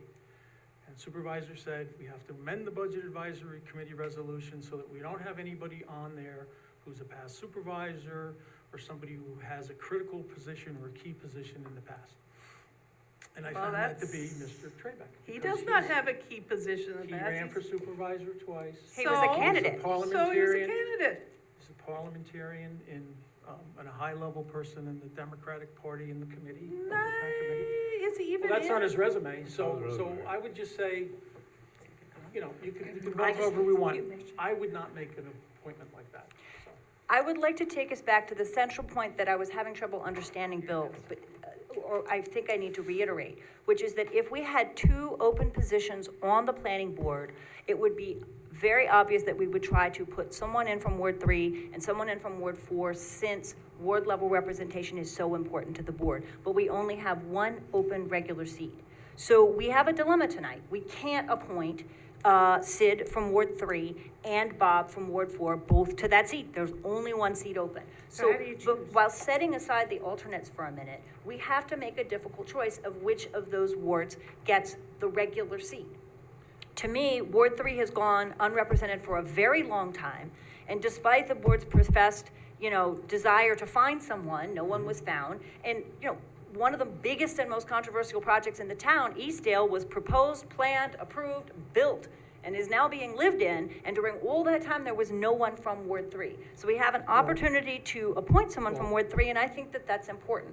But we also have Mike's argument about, the importance of someone from Ward first of 4, all- and we have to, on that note first, we I have never to get figure out. Speak around here, I feel like. So, first of all, this process is very cumbersome and layered, and it doesn't seem like there's any clear lineage of how it goes. Like who gets to be the alternate first? He wants his guy in, and I get it. I get that everyone wants a reputation. My guy had been vetted since May, at least. I mean, he had to go to some meetings, work with Carl, send us all the resume. I mean, it was a long process just to get this guy on the planning board. I was very surprised at how long and it seemed like a lot of box checking. I mean, I was talking to Carl all the time, in texts and then all of a sudden, these two people come up, like, they're gonna be alternates. I'm like, okay, that's fine. You guys didn't know about my guy either. Like, no one knows who this guy is, right? Because he's in my ward. I'm vetting him. I'm pushing him along. He's very interested. I'm doing the things I need to do to get him there. And then, Mike's guy, you're saying you want your guy. Like, my guy had to jump through hoops to get here. And now you just want to, like, walk your guy in. But I get it. You want a guy on I the have thing. consistently had somebody in every But it's zoning just funny. board So appointment I'm since like, I've been here. oh, wait, my guy might not even get on tonight? Like, what? Where is this coming We've from? had so much trouble getting a third ward Yes. person. I think we should get one Well, while yeah, we my have guy's one. going in. Clearly, my guy's going in. But wait a because minute, he's- but I do want to speak to what Ann's saying, because I think it speaks to the process, which there has is no been very outline. isolated. And I, as the incoming supervisor, have been struggling with this, because Mike Trevick put his resume in February, and so figuring out how does this work, and particularly in terms of alternates, right? How does this work? And if each board member's working in isolation to find someone in their road, that's why I'm saying I think we ought to, as a board, think about this together. But I do think that each one of these 4 candidates, including Bob yesterday, has been through the same process. They have met with Carl and with Nicole the planning board member who works with Carl on that. They have interviewed, they have looked at a packet of materials, they have gone through a packet together. So all four of them have been through that process. So that's our dilemma now, that we have four people who have all been vetted by the planning board, and the planning board feels they would all be good planning board members. I'm So- happy to have four people for a Let me change. ask you this. Yeah, no, I think this is a good Well, it's a problem to good have, problem, because but we let me have ask you more this, people. Do we have any extra seats? Can we just take all four? No, No. no. Wouldn't that be, why not? What do you There's mean only extra two alternate seats? positions. Okay. So- Two alternate positions? Two Yeah. alternates. So by law, it has to be seven planning board, So- a seven-person planning board. We I just- can't make it larger. I mean, you were mentioning if She's gonna someone, come after me if again. someone retires from Ward 4, Yes. then Ward 4 should have the first dibs on who to replace. If you do that, right, so just listen, 1, 2, 2, these are the wards represented in the 7 seats right now. 1, 2, 2, Yeah. 3, 5, 5, 6. If you want to have someone retire and replace them with that ward, we will never get someone from Ward 3 on the planning board. Because Ward 1 will get Ward 1, and 2 will always have 2 seats. I don't think that's fair. 5 will always have 2 seats. I think it should be a blend. It should be a blend. Well, I And don't it know. doesn't have to be ward specific. That's what I'm trying to say. And But- Mike has well, had his resume. I want to make sure everybody gets to speak. I know Ann wanted to speak, and then Mike wants to speak, so let's sort of give everybody a chance. Well, I don't consider Ward 2 having 2 because Carl is the chair, so that kind of Okay. pulls him out of Right. it. There's 6 Okay. wards and 7 members, so there's always gonna be a Right. person, the chair is Right. not representing a ward. Right. Not that anyone's really representing a ward. Right. They should. Look, I will say the planning board as a whole does a great job. But it's just a nice cushion to have another person, another set of eyes and ears on your zoning board and planning board when you are sitting in the council seat. You are all going to have people coming to you from your wards, but sometimes they're not gonna know those extra eyes. That's why those extra eyes are very important. You will become a better council person by having somebody on each one of those boards. Your time will come where you're gonna have an open spot and you're gonna want somebody. And you're gonna say, wow, I can't do it all because I have a job, but, you know, I didn't know this was going on. But now my zoning board picked that up, or my planning board picked it up, say, hey, this is what's going on. This neighbor called me and said, hey, this is going on in their backyard. Did you know about it? No, I didn't really know about it, but let me look into it. I guarantee someday that it's gonna happen, and you're gonna say, remember this conversation tonight. I'm just saying, it's a benefit to make you a better, stronger council person. So, Well, I think it's not about me or the council. but it It's- helps it's the about- whole ward. Right, that's the beauty of the town of Poughkeepsie. There's other towns and there's other cities that don't have district or ward-specific processes. So then, you know, you're gonna get the supervisor or somebody making a decision or the board, and it's not gonna be representative of the local neighborhoods. The local municipality. That's I'm sorry, what the beauty of it is. A local So- municipality did away with everybody that was local on their board, and they hired an outside Yeah. company. And Now I that know they I have. just got back on from vacation and all that stuff, but there's 6 wards and there's 1 chair, so that's 7 people, right? Yes. That's So- correct. So if Plus there's, 2 if alternates. the website shows 2 people for 2nd ward, that's not really accurate because there's a chair. The chair is from Ward 2, that he is one of those 2 people. Yes. So, But I don't think I think the further that we can get away from thinking of this as 7 different individual appointments made by individual board members for individual spots, the more we can think of it as the planning board as a whole. It's also 10 after 10, however. So I would like to suggest that we vote for the position on the regular board first. Okay. Unless we want to try to vote for the whole, well, I don't know whether we should, it's one resolution. I understand, and this guy has been vetted for a long time. He should have been on a long time ago. Don't know what the holdup was. Can I ask Okay? you where Jennifer's from, just for the heck of it? Ward 5. Okay, thank you. So what we have on the table actually is a resolution with 3 people in it. I believe that I made a motion to amend to replace Jennifer Betts with Bob Simpson. Yes. I believe that was seconded, but I believe we did not vote on that amendment. So I think that's where we are. so- Okay. And I'll just say one thing, every planning board member I've spoken to has always been town-centered. I mean, I think it's ideal to have, you know, from the different wards, but the commitment level, wanting the best for the town. That's what I've I seen agree with in you. every, I agree with you. planning board member. There have been town-specific, they wanted what's best for the town. Hold as on, opposed to everybody, their ward. stop, please. Ryan is speaking, please. Yeah, I was just saying, every planning board member I've spoken to, not only just the commitment of time and energy and insight, but they've always been very town-specific. I think it's ideal, to have members of the ward represented, but I don't think, the current planning board or the prospective members are looking at specific wards in terms of their responsibilities. I So- agree with that, Right. but I still like having an extra set of eyes in my ward that knows what's going on. Yeah, and So we certainly have- we wouldn't want 5 members to be from the same ward. No. So in the same vein, it's not gonna be a perfect, recipe, because it's not. It's gonna have to be a little bit of moving parts as it's been. And since I've been on the board, there has been nobody in the 3rd ward, despite my efforts, and here we are. So my guy's like a slam dunk, if you ask me. My question is like around, when you're talking about the alternates rather, like, who came first, Michael or Jennifer? In terms I'm of like. sorry, we've already got 2 members on from the 5th ward, this would make 3. Right. Right, but then where does Michael live? 2nd ward. So that would be 3 for Three the from the second second ward. ward. Yeah, but Carl doesn't count because he's the chair, Well, he's out of it. and. Can I, and hold that's a on, everybody. technicality. He does We have, count. we have a resolution, we have an amendment that we need to vote on, unless someone wants to amend it. I really want to try, I know we're all really tired, but we have some process here. We have a resolution here.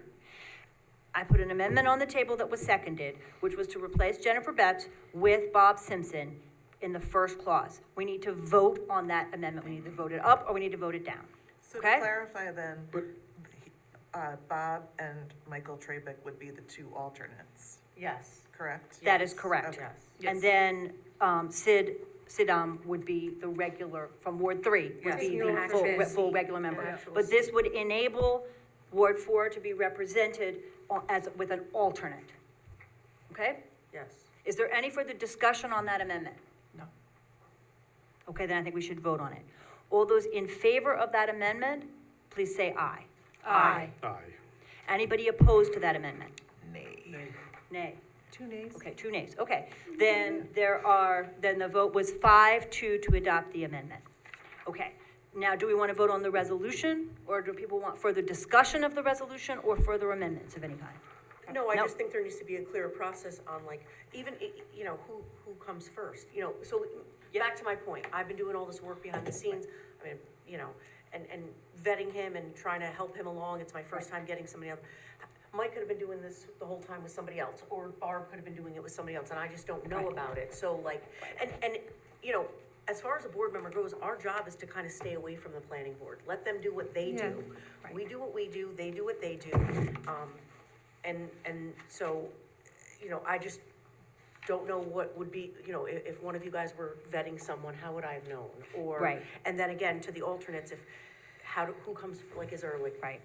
So I would an suggest, order, or, right. like, who came first? I'd suggest a couple things. First of all, we're in this position because someone suddenly resigned mid-year, and so it's an unusual, ordinarily, we would Yes. expect to replace at the end of Yeah. each year. Yep. But given that that does happen, I think we should keep a file of resumes in the town supervisor's office. I've talked with Joyce about doing that from here on in, so that we have a file of resumes. We document when they come in, so we know when we have them, and, when they first applied. Sometimes people say, I'm interested in maybe serving on the planning board or the CAC or playing, so sometimes people may turn in their for other jobs as well. But certainly for the planning board and zoning board, we should have a file so that we can do this collectively rather than, and I think your point is very well taken, right? Each person's doing it individually, Right. and that then leads us Yeah. to a spot like this where we get into a jam. Yeah. So We've let's never try had to this do that problem together. In the past. Yep. We've never had this problem in the past. Well, you've gone 10 years without anybody from Ward 3, so I think we actually are making an improvement tonight, because we actually, if ward representatives are important, we're moving closer toward actually having somebody, at least as an alternate from each ward. Okay, is there Madam anybody? Supervisor, what are we voting on now? We have the amendment passed, so Bob Simpson replaced Jennifer Betts Bob as Simpson, the- that's his in name. the first, Simpson? Right, Simpson, right? Okay, thanks, I was just Yep, wondering. Bob Simpson, They were saying in the first clause. So the resolution that stands now is we hereby appoint Bob Simpson to a vacant position, as an alternate, Mike Trabick as a vacant position as an alternate, and then Sidam, as to fill the current vacant position, the one current vacant position, regular position in the planning board, So okay? moved. So that, it's I mean- already on, that's how it stands. So we can So, restate? right, so if we're ready to, or if we're ready to vote, then we can So- vote. That- Okay. It's just that it's combined and We haven't voted on the resolution, only the amendment, so.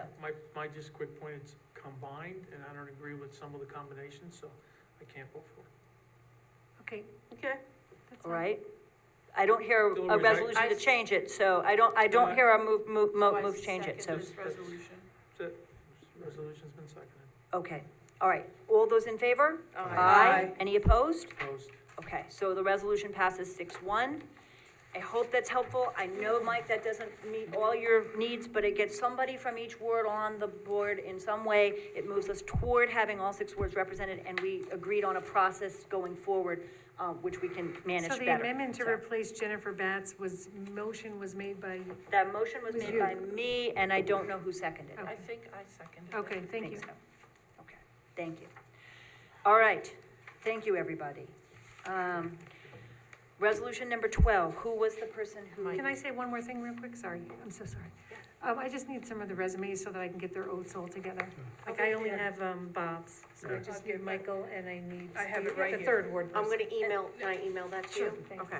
I actually have a sheet Because where I I need had them all contact on here. info to get their oaths, sorry. I don't have resumes, but I had information about everybody, so I'll send out. And do you have the ones on Bob? Oh, Because I gave those to you, I think. Okay. Yeah, I had a I sheet just on need your Bob. information to contact them. Okay. Thanks, sorry, Yep. sorry. All Got right, it. Number who 12. is responsible for resolution number 12?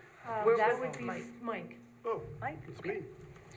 Whereas the town must complete its final allocation of $4,423,371,023 received under the American Rescue Plan Act 221 ARPA by the end of '24 in order to avoid the loss of any of this federal funding, whereas the town has a responsibility to make a full report of these expenditures to town residents and general public as well as federal government, and whereas the town has a further responsibility to produce annual budget documents that conform to the Government Finance Officers Association standards, and whereas it is a priority of the town board to ensure such a financial documentation is transparent and easily understood by the public, and whereas Local Government Solutions LLC has provided a proposal for consulting services including ARPA reporting, production of a budget book, and consultation of other fiscal and strategic planning matters, whereas such services may be funded with ARPA funds, now therefore be it resolved, Town Board, Town of Poughkeepsie is hereby authorizes the supervisor to execute an agreement with Local Government Solutions LLC to provide strategic consulting services in the amount of $4,500 per month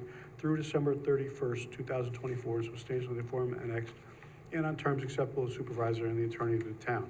Be it further resolved that the cost of this contract should be allocated from the town's ARPA funds, and be it further resolved that this agreement involves the provision of specialized professional services that is not in the town's best interest to solicit other proposals. Did I miss something there? I think Other there's a double proposals knot there. and- I actually think that it needs to be, it is not in the town's best interest to solicit other proposals, so we Yeah. gotta take that second knot out. All right. Gotcha, it's out. And be it further resolved that the town board finds this a type 2 action requiring no environmental review because it involves the ongoing administration of town affairs with no new programs or re-recording of priorities which might result in a significant adverse environmental impact. So moved. Second. Okay, I'm happy to speak to this because this is a request from me as I move toward on October 1st, presenting a budget to the board, a proposed budget to the board that you'll be able to fully understand and work with and amend, and that the public will be able to fully understand and work with and amend. And also, as I work with the comptroller to identify all our ARPA spending, make sure that we spend every penny because it all has to be allocated by December 31st of this year or we're gonna lose it. And there are some discrepancies and some questions where we need to get very clear on where there might be some funds that we can still spend, that, you know, there's some things that we need to work out, and we need to present to the public an explanation of how the funds were spent, probably in early 2025. So, I've talked with a number of other supervisors and mayors who have someone who's a finance director, who's a director of finance or something of that sort, who works on budget preparation and related things. There are a lot of municipalities that started at the very beginning of ARPA and hired someone who helped them manage their funds and provide public input and so forth. I don't want to do that. I mean, It would be great to have a director of finance, but that's pretty expensive. This is one way to get to have a more robust budget process that meets GFOA standards, and get us some help in doing that in what I think is the most affordable way. And it's a one-time thing for this year that we can use ARPA funds to pay for. It would help a great deal. So We already have Charlie. Is Charlie still working here? Charlie has consulted, and Jessica has also consulted only on how things have been done in the past. They have been help provide a guide to past things. And there was a third person that we hired. Did he ever start? Tom Carey has done some consulting. Okay, so how much money have we spent with all the consulting fees, just in general? I'm not, give me an exact dollar amount, 'cause you probably don't know it off the top of your head, that's fine. I'm just trying to figure out, we're spending a lot of money. I understand we said we're gonna train Manal, which we're 9 months in now. So Jessica did all of this work, and she did our ARPA funds, so I just don't know why we're spending another $4,500 for another. This It's request, $20,000. this request comes from me, it's less than that. This request comes from me as supervisor in working on presenting the supervisor's budget. Manal is working with me on that, but it does not come from her. The overall spending in the comptroller's office in 2024 is well behind where it was in 2023. Well behind. I can get you the specifics if you would like to know. We just did trying to hire figure- Manal at a lower rate. Yes, I'm With, aware. and I Right. remember you were very vocal and you Yeah. just said it again, we were gonna support her. Yeah. But this is Right. also We have to supported, it. show- We've approved every, I'm not saying, we've approved every How come I can't training. finish this sentence? You're not the assistant supervisor. See, I was just saying. She was speaking, then he was speaking, and then you just jumped in. He was done speaking. I think, hold on. Where's the? I would like to ask Barb to Where's the gavel? finish, and then Mike to say what he would like to say, and then open the floor to anyone else who would like to speak. I can't remember what I said. I was just saying that, and I didn't really have much more to say, but I can't finish my sentence. So I was saying that we hired her at a substantially less pay, and you agreed and made a great point of saying we would support her.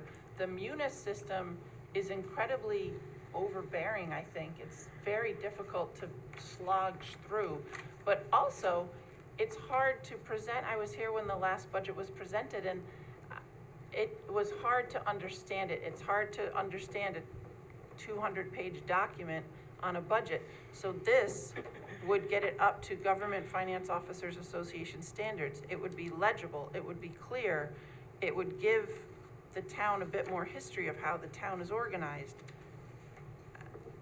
Anyway, that's all I wanted to say. Well, Mike? in June, when Manal gave her update on the budget, she said everything was good. We didn't pay any late fees on anything. All our accounts were current.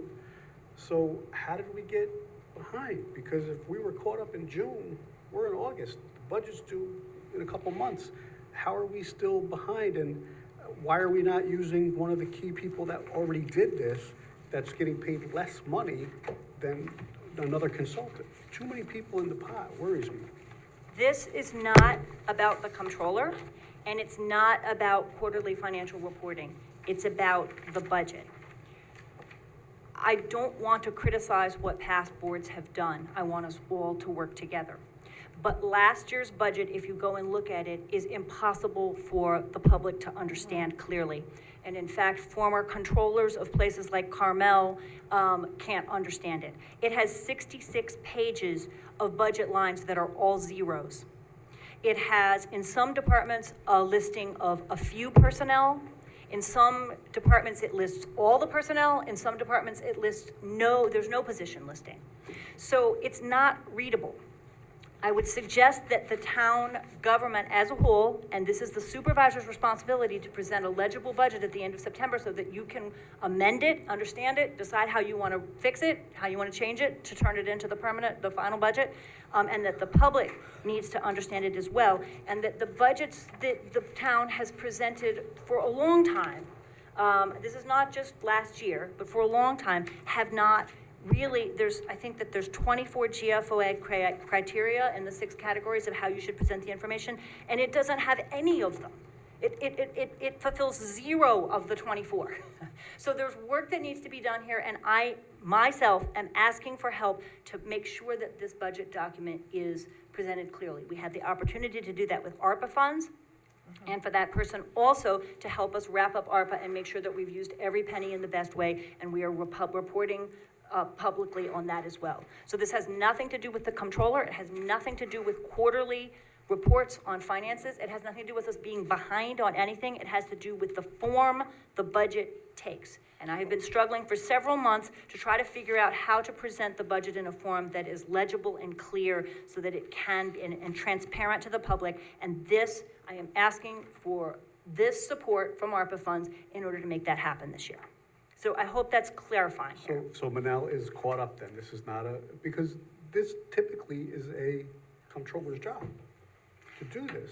So In many other municipalities, it's not. The comptroller's main job is to ensure that funds are being spent the way they were budgeted and to make, and keep track of expenditures. Creating and presenting a budget is actually not a comptroller's job in most places. Our comptroller has a whole lot loaded onto her. It's actually the supervisor's job to present a budget at the end of September each year. And I gotta do that by October 1st. And I want that budget to meet GFOA standards and be clear and understandable to you and to the finance committee, to all the board members and the public. And it needs some help doing that, and that's why I'm asking for this. It has nothing to do with the comptroller at all. So that's, just to clarify, that's what I'm asking. Well, I mean, that seems to be some new information that I'd like to reconsider, other than today, but I think the concerns are that we don't have our 2023 books closed out yet. I thought they were. The books are closed out. We have not completed the audit. The audit is in process now. We haven't done the audit, but we So, have, but the books are closed. The books Right, are so closed. Some months The back. annual financial report, That, the town has traditionally done its annual financial report after the audit is over, because it's way easier that way. right, but that's So you spent- normally done in March.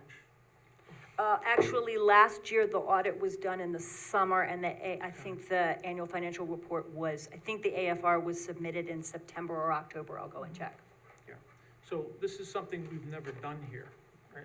And so this references the ARPA funds. The There's first two part of things the here. One resi- is the budget book, the presentation of the budget. The other is that this is our very last year for allocating and committing all our ARPA funds. And then we need to make sure we don't lose any, because if we haven't allocated them by December 31st, we could lose them. And also report to the public on how they were all spent. Okay, so, as I was saying, so one part of it is the ARPA funds to complete the application. That's normally done by the comptroller. Is that correct in the past? To complete the application for what? ARPA. We don't have to The apply. final allocation, the final process in ARPA has always been completed by the controller.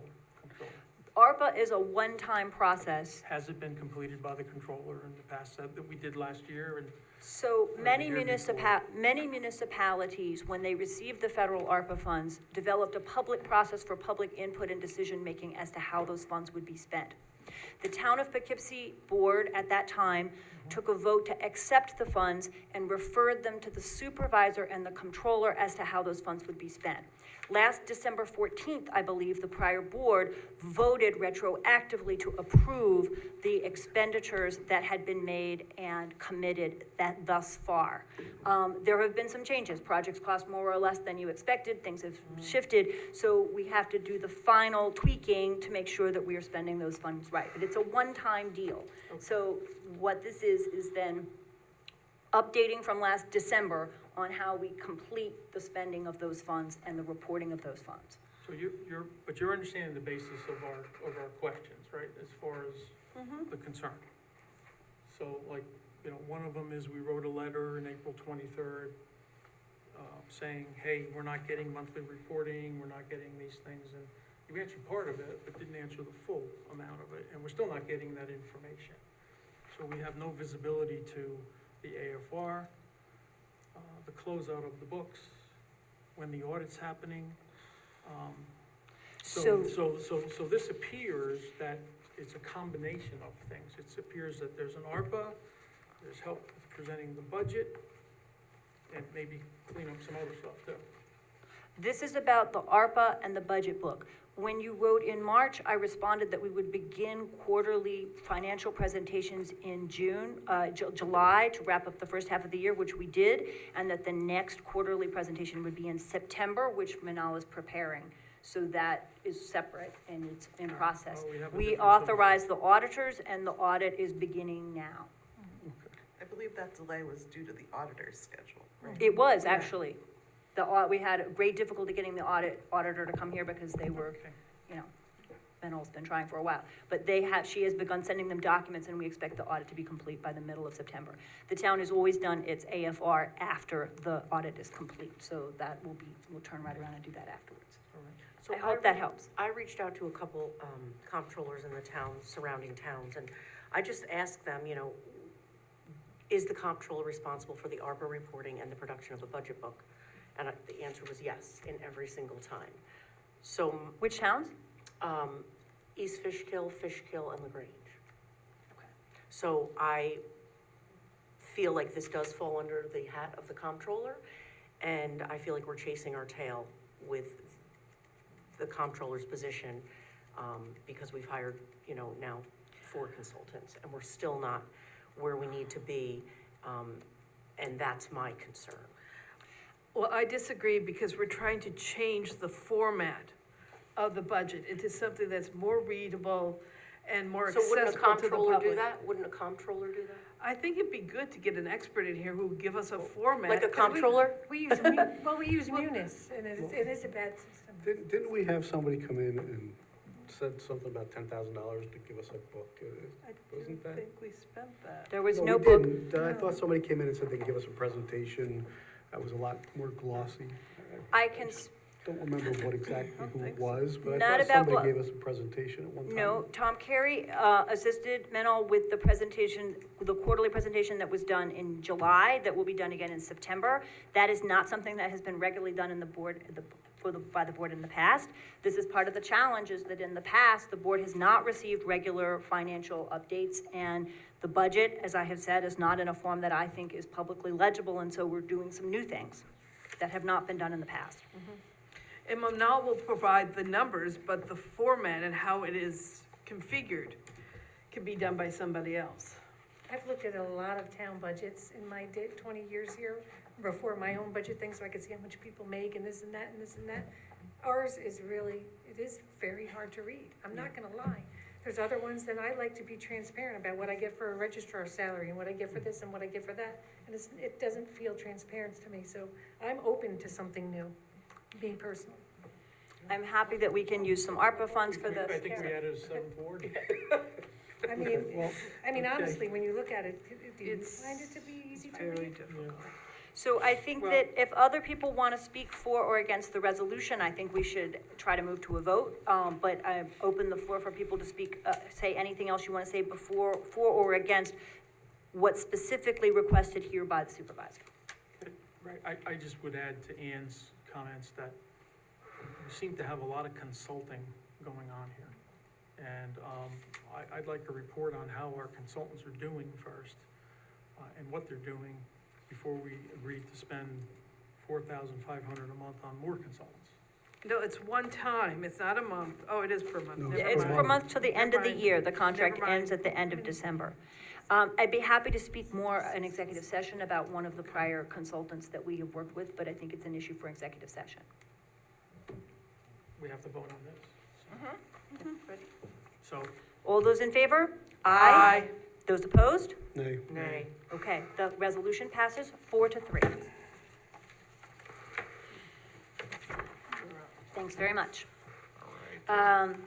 We are in the process here of working with Marist College, which is building a new track, and needs to purchase a piece, a very little sliver of land that belongs to the Joint Water Board, and so that's the next resolution. There are 2 resolutions here, right? I believe it goes to Ryan.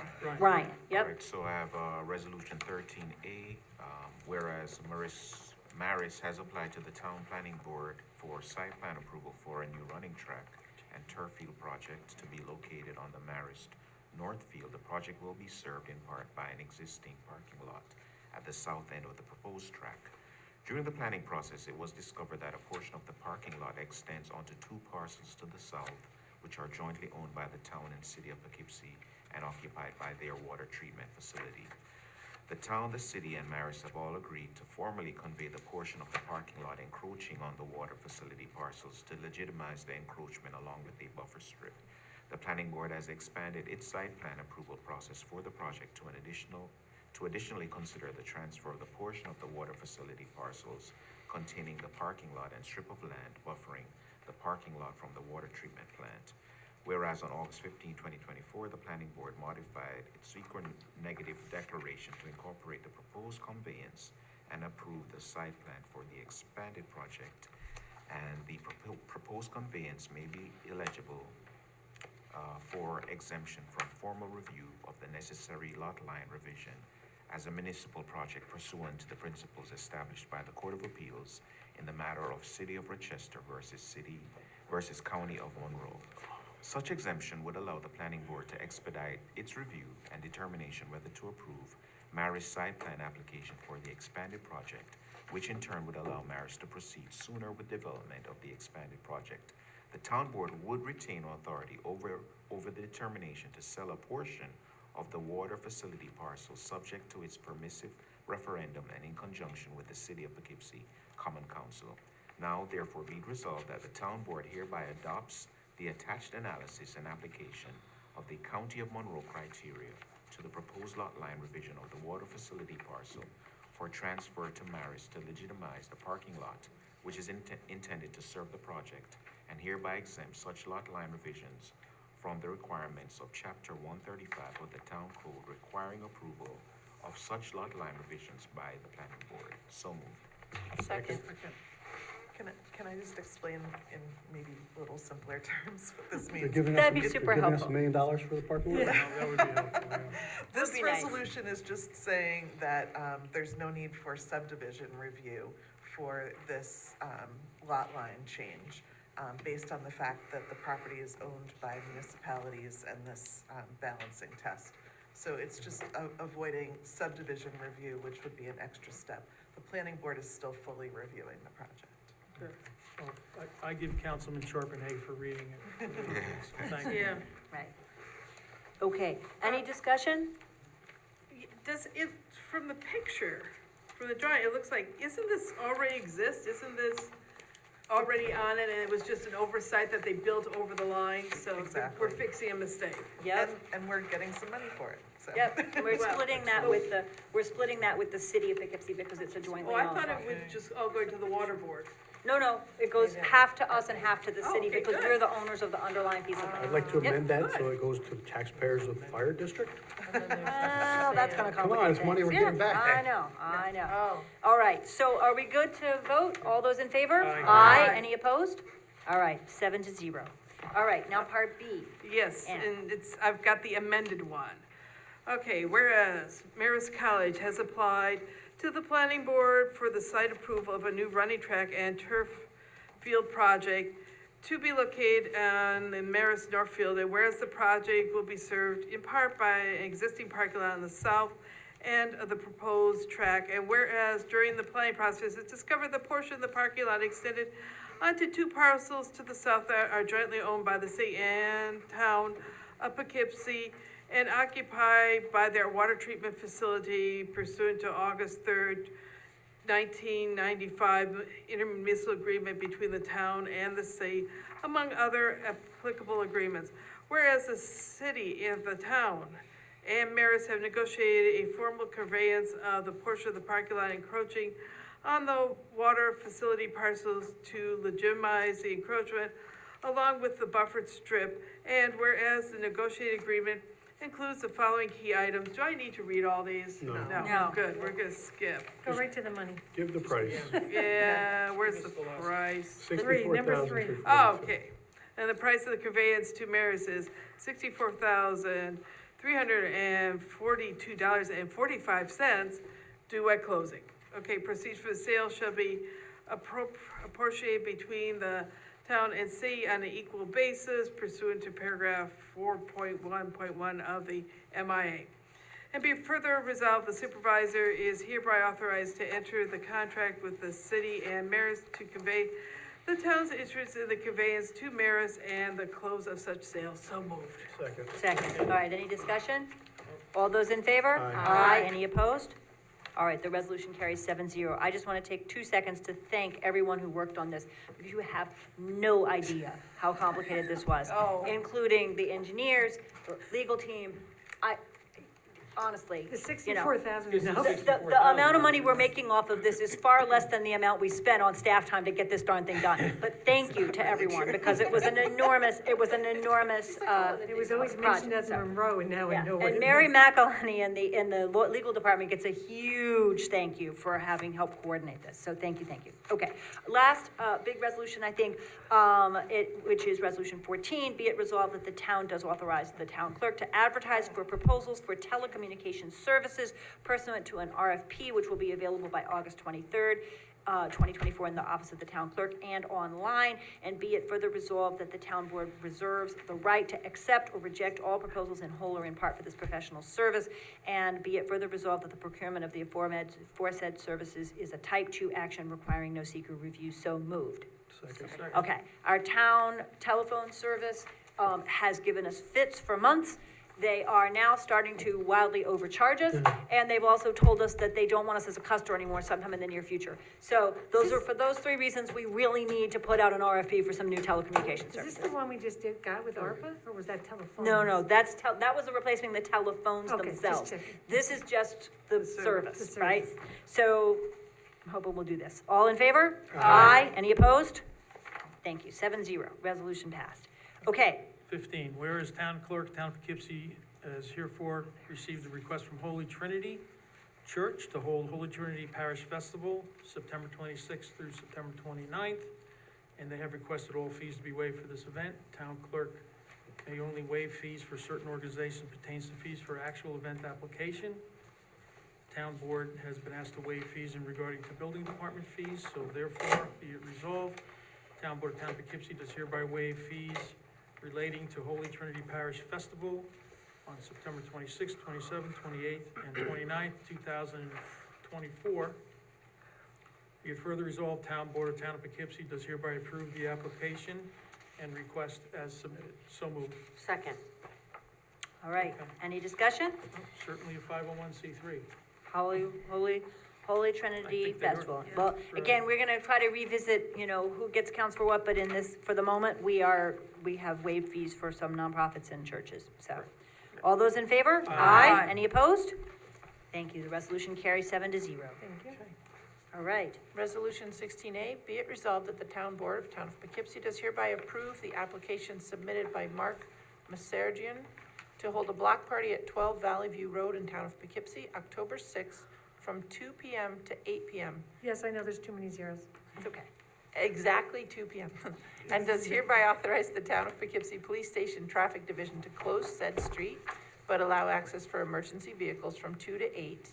Be it further resolved, Town Board of Town of Poughkeepsie does hereby waive the open container law in the event alcoholic beverages are to be served. So moved. Second. All those in favor? Aye. Any opposed?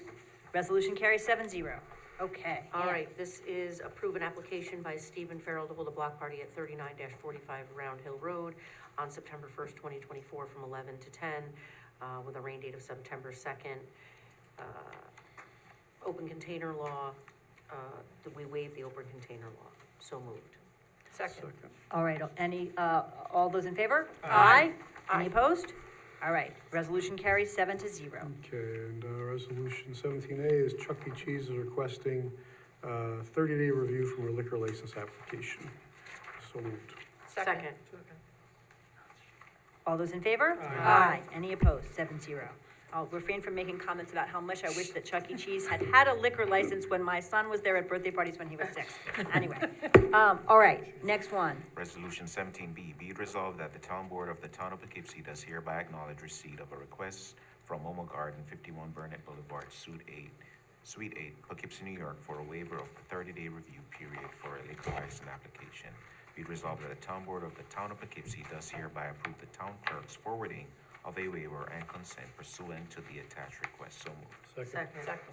All right, all those in favor? Aye. Any opposed? Resolution carries 7-0.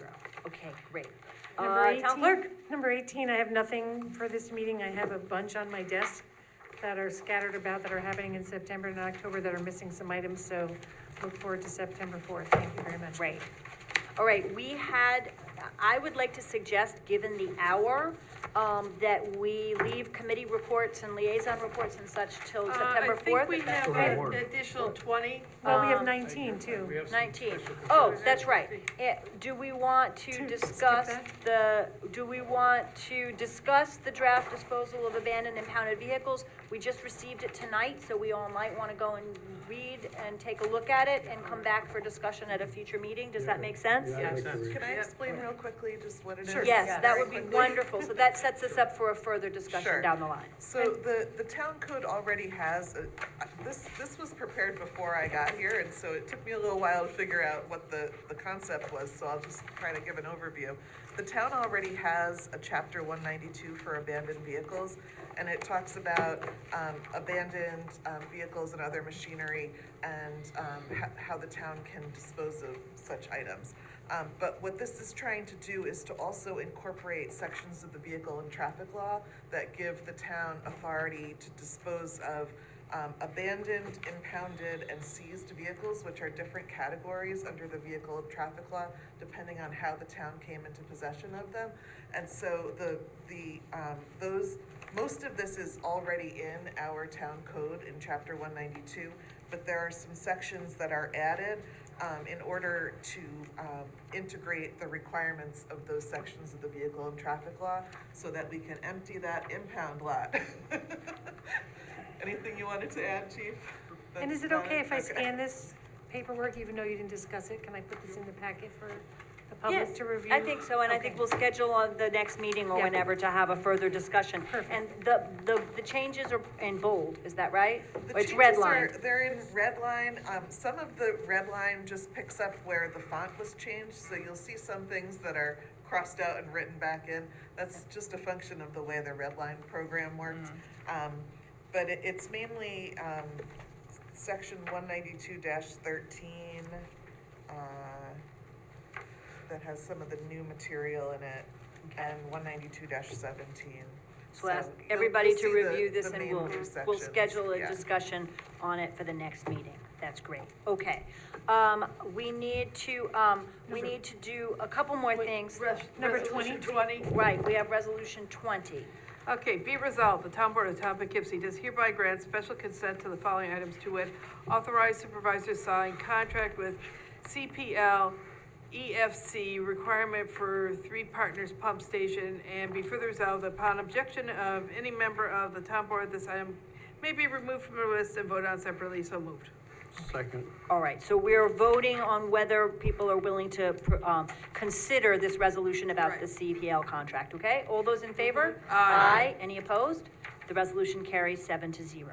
Okay.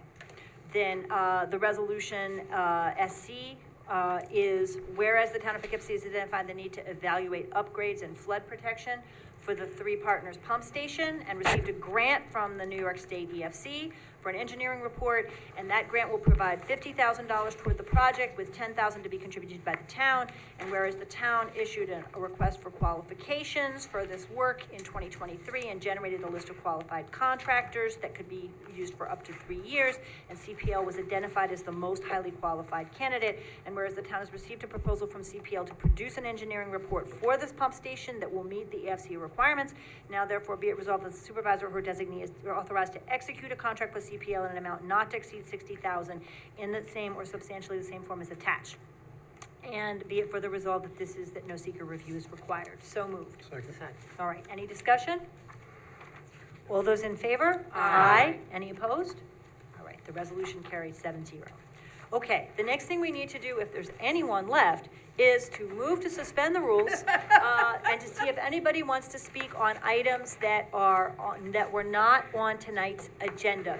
I move that we suspend the rules. Second. All those in favor? Aye. All right, Doreen.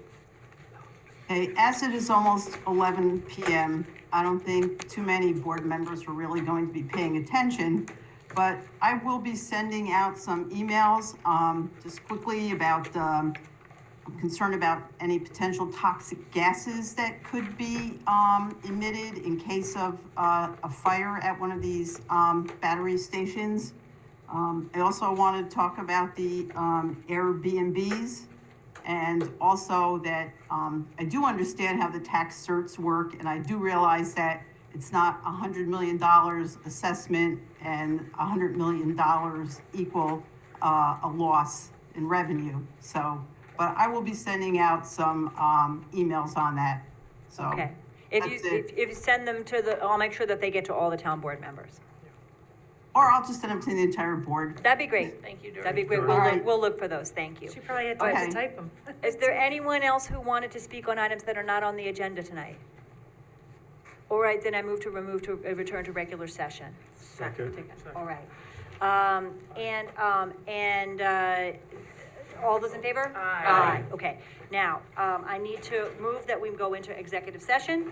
Be it resolved that the town board of the town of Poughkeepsie does hereby adjourn to executive session to consider discussions regarding proposed pending or current litigation. Building 708, the proposed acquisition, sale, or lease of real property, or the proposed acquisition of securities, or sale or exchange of securities held by the town, when publicity would substantially affect the value thereof, and to discuss matters exempt under the open meetings law, including matters subject to attorney-client privilege. So moved? Second. All those in favor? Aye. Okay, then at 10:49, we go into executive session. Jimmy, go home. I know. Thank you very much for staying, those who stayed.